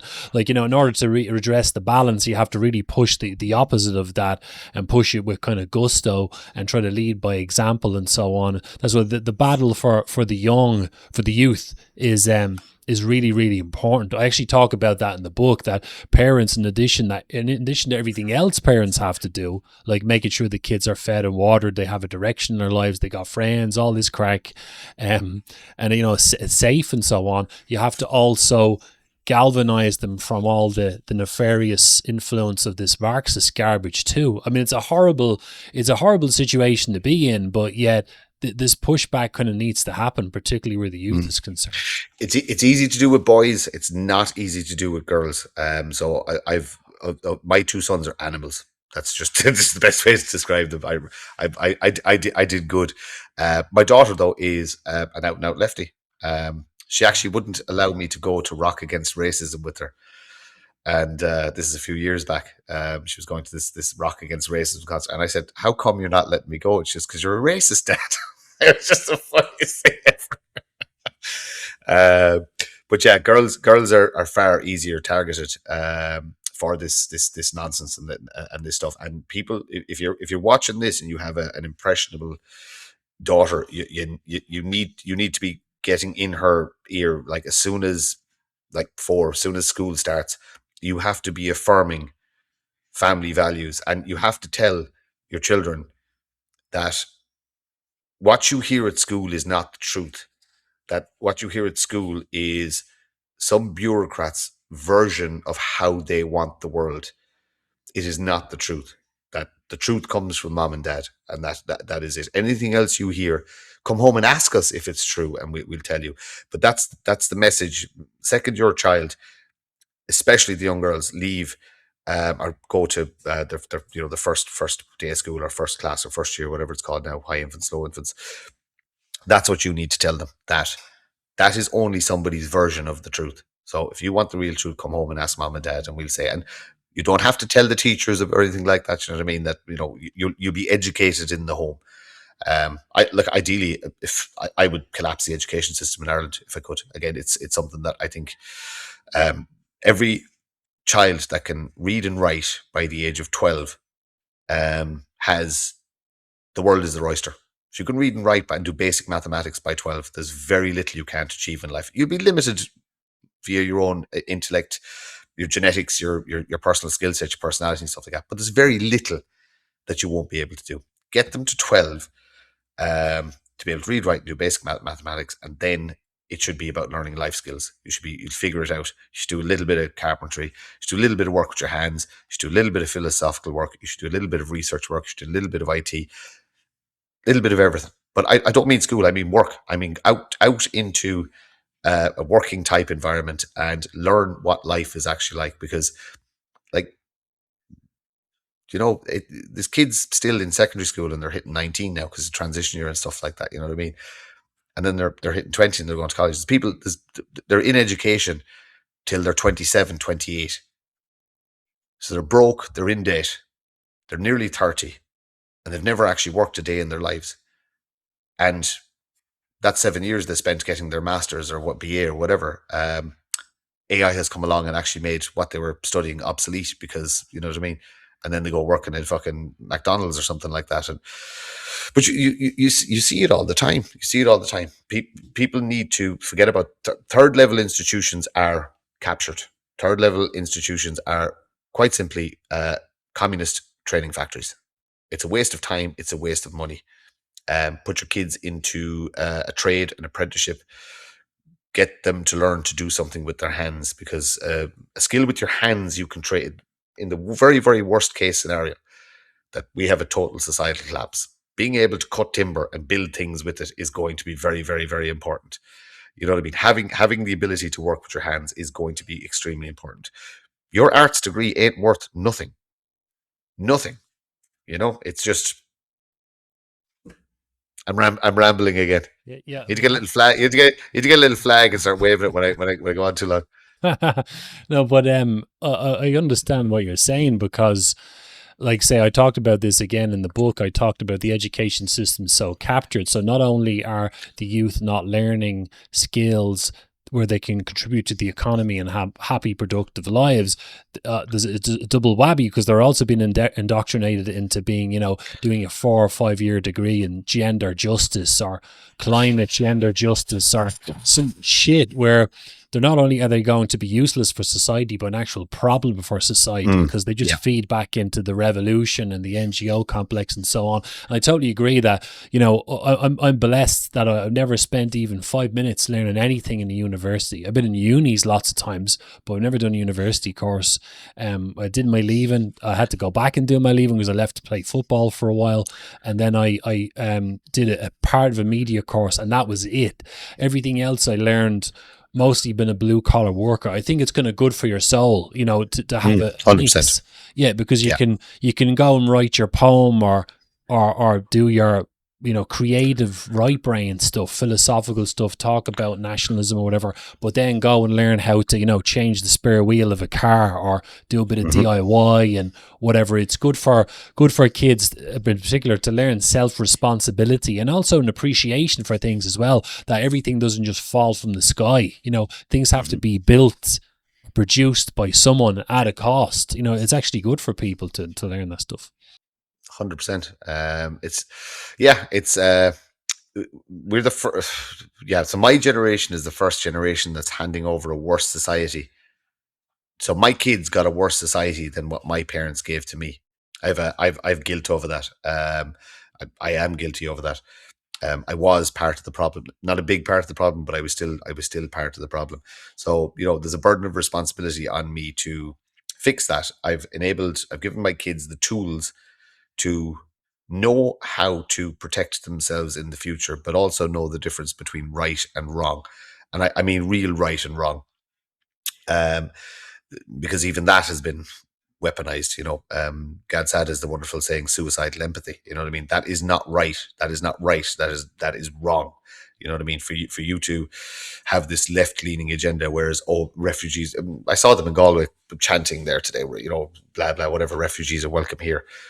You're kind of looking at all these crusty people, and I was just thinking, watching the video, that there's no point in even asking any of you if you would have a refugee live in your house, because I know, as a matter of fact, none of you own your houses. None of you, you can just tell by looking at them, there's not one person there that owns a house. Yeah, you 5 are in council houses, and the rest of you are still living at home with mum and dad, and I can tell by the colour of your hair, and I can tell by the way you're dressed. You know, it is as simple as that. There's another thing as well. You know, we could sit back and wait. 50 years' time, all these people are going to be dead, and they don't procreate. You could just try and sit and wait it out. It's another strategy, or encourage their behavior to ensure that they don't exist in 50 years' time. That you know what I mean. Help them along. Again, propaganda. You can use it for various reasons. Oh gosh, they're not going to be there. I know. Do you know how many cat ladies, as I call them? Cat lady. And that's that, and the feminist movement is responsible for that. The amount of regret in certain women in their 40s that, and I know there's some people have genuine fertility issues, which is tragic. You know what I mean? And intervention is very, very expensive, so not everybody can have it. But I know a lot of people that chose the feminist lifestyle, chose the career, etc., etc., etc., and now they're in their 40s and they've just realized they're going to die alone, and their cats are probably going to eat them. I feel bad for them. I do. I feel sad for them. But with their unhappiness, they feel the need to share it with everybody. A lot of people on Spaces like that. A lot of unhappy cat ladies on Spaces. They realize they've let their life get away from themselves, get away, and they've nothing left. And a conversation for another day, though, I think.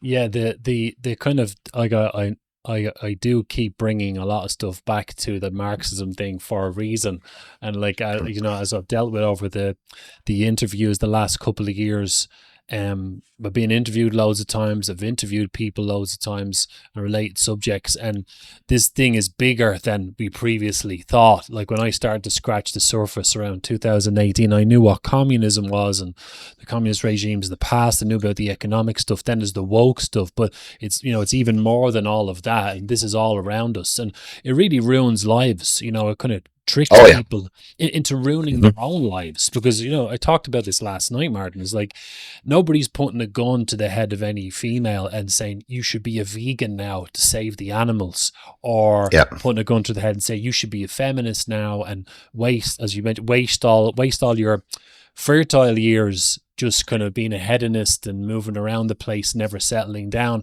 and then later they realize they made a mistake. You know, there's a tremendous amount of it's kind of sad what's going on. It's like their own free will combined with the indoctrination is making them ruin their own lives, but also other people's lives too.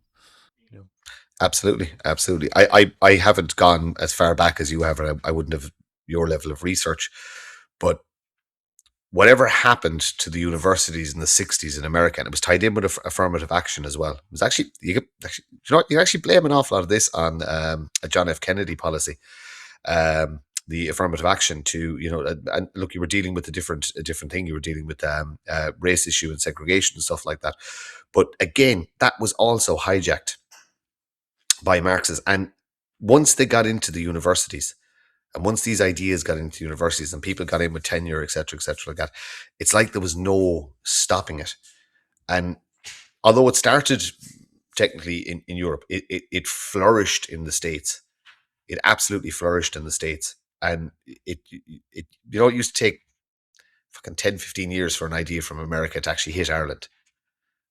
You know, now because of the internet, it's literally instantaneously. Like the fact that critical race theory was actually discussed and given credence in this country by our government.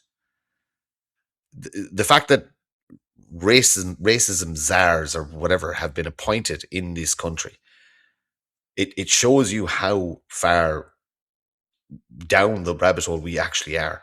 You know, we're in crazy land. We are. Oh God, it's just it's overwhelming to the point that I have to say this out loud, because your audience know I am offended by Africans in Irish politics. I find it offensive, and I don't care what anybody thinks about that. It is offensive to me to see an African or an Indian or an Arab or anyone else in Irish politics. I can say that because our country has had a huge Polish, Lithuanian, and many other Eastern countries population. They never went into politics. There's a lot of Chinese living in Ireland. They haven't gone into politics. You know, it's only certain types of people that are being enabled, weaponized. They're useful idiots that are being put into these positions. But all they are is useful idiots. They've been indoctrinated themselves. You know, you have to remember that these people have been told that they were slaves, like, you know, and no, they weren't. They weren't.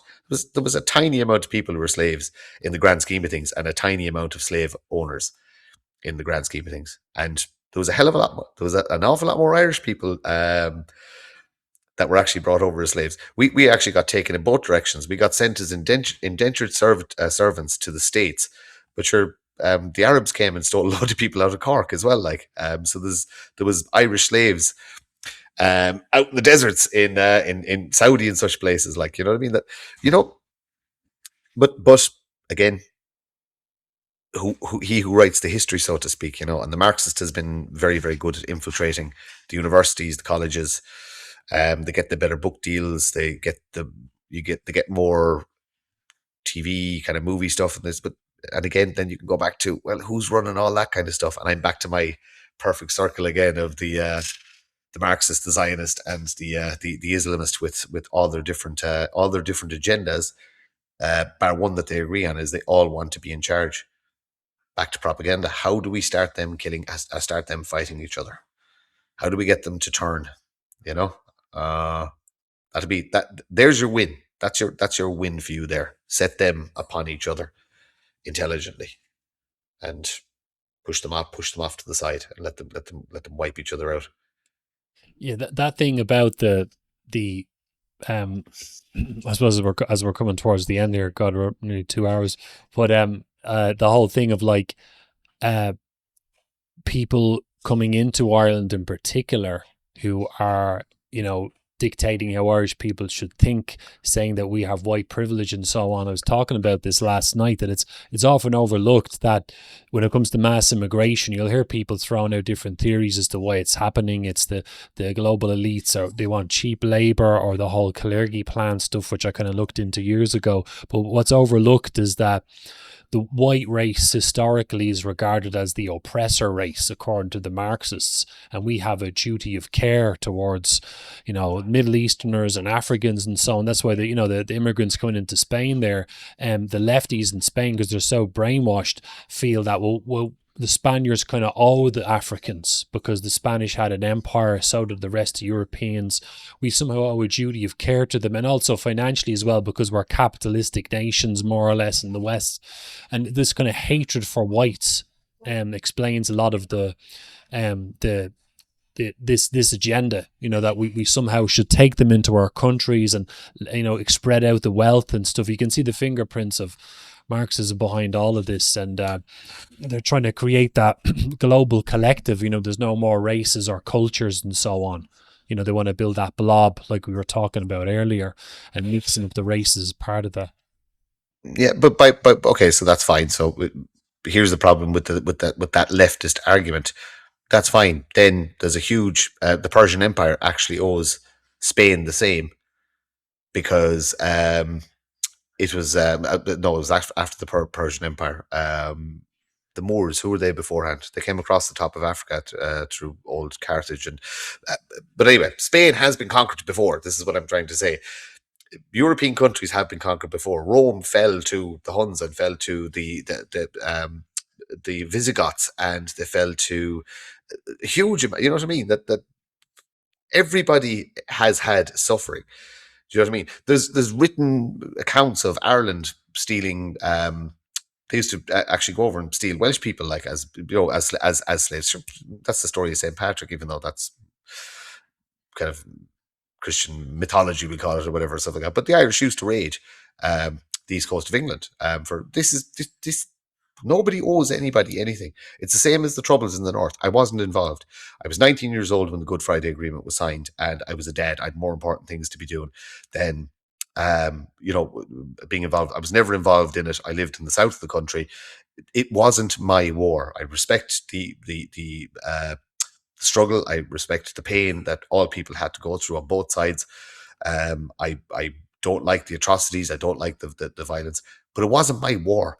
And I'm not going to be made feel guilty, because they will try and make you feel guilty. There's, where were you during? Well, I was living my life, you know? So if I wasn't there, I didn't cause it, and I'm not responsible for it.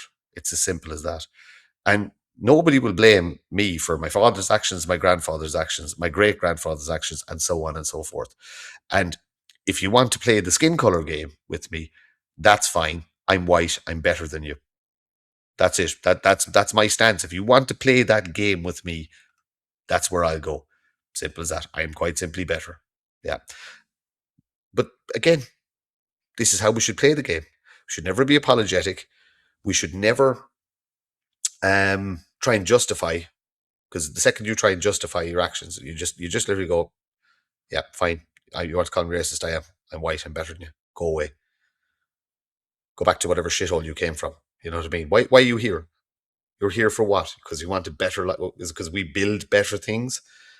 Because our society is safer, nicer, cleaner? Yeah. So, you know, we need to be more aggressive and assertive in our I'm going to say dominance. And that's it. And that's the problem. The white European is a problem because we're an extremely dominant people. You know, very interesting points. And just, I suppose, like this. I almost went full racist of it. we got there. We got there in the end. Yeah. But this is the other thing as well. You have to laugh at these things as well. Like, there's no point in taking everything too seriously. If you grew up in the same Ireland I did, we were racist, but it was funny racism. It wasn't bad. We'd tell an old black man joke. Do you know what I mean? Which is now considered racist. Back at the time, it was hilarious. Mm-hmm. But there were still people of colour in Ireland who didn't cause any trouble. They didn't go around stabbing people, and we were as friendly to them as they were to us. You know, it's not the same type of human that's coming into the country now.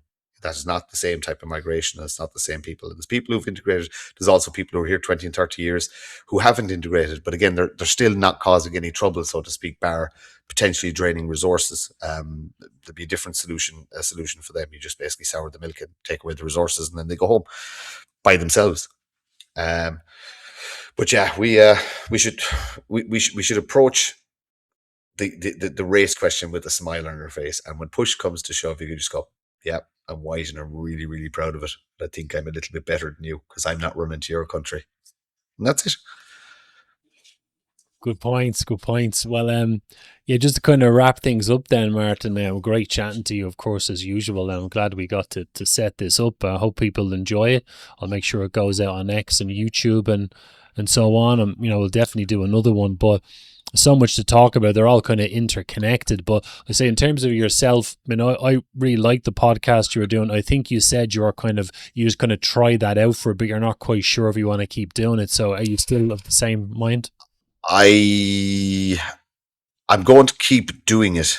I recently came. Okay, so I've an interview recorded that I've been sitting on for 2 weeks. I haven't been able to release it because of some internal struggles, but heel of the hunt is I'm going to have to go out on my own to release this one. And it's the right thing to do because I believe in conversation. I do not believe in censorship. I do not believe in me taking on other people's beef with other, you know what I mean?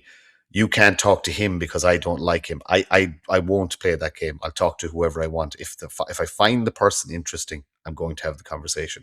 So that's recorded. Like I said, I wanted to put it out last Monday. I couldn't. I've made some changes. I need to basically set up my own distribution platform and fire it out, and we'll just go from there. So What Now Irishman is mine. So I'm just doing it on my own accounts as opposed to going out on a network. It used to go out on about 8 or 10 accounts. Now it's only going to go out on 2 or 3, which is fine. But again, my freedom is more important to me than anything else, if you know what I mean. And if we're going to be completely honest, the podcast is work. It's not friendship. Friendship is different. I'm friends with lots and lots and lots of people, but I separate my work from, you know what I mean? So I don't see it as something I'm doing to, you know what I mean, that my friends have to be involved in, or my colleagues or anything like that. It's literally just work. It's a conversation piece. It's not journalism. They're thought pieces. They're basically two humans having a conversation. Sit and listen and walk away with whatever you take from it. That's it. It's not agenda driven. It's rambling more than anything. But I have to be allowed to talk to whoever I want to talk to. And if somebody tells me that you can't talk to this person, then it's kind of bye. I'll do it myself.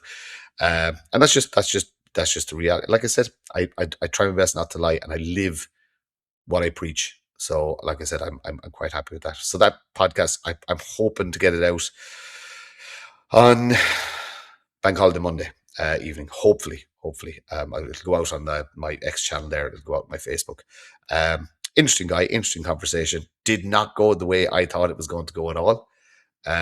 So it's going to be a good one. And he's very, very well known nationalist figure. So it'll be good.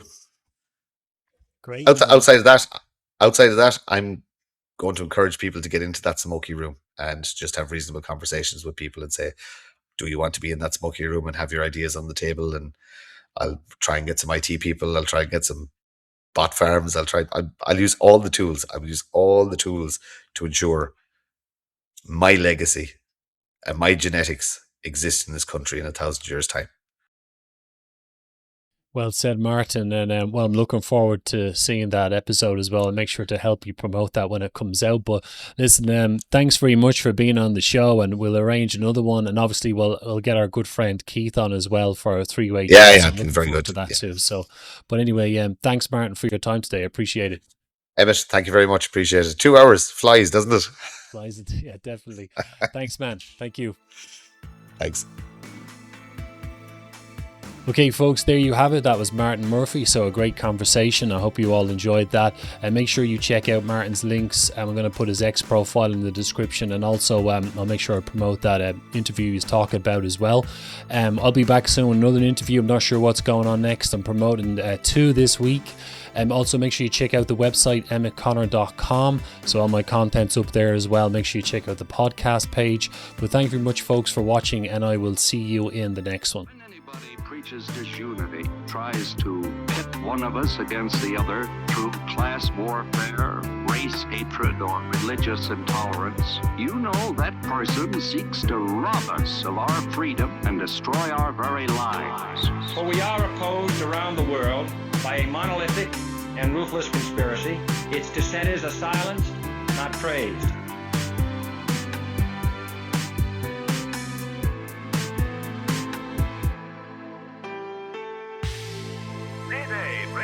Of anti-communist sentiment. 100,000 marched down New York's Fifth Avenue in a loyalty parade.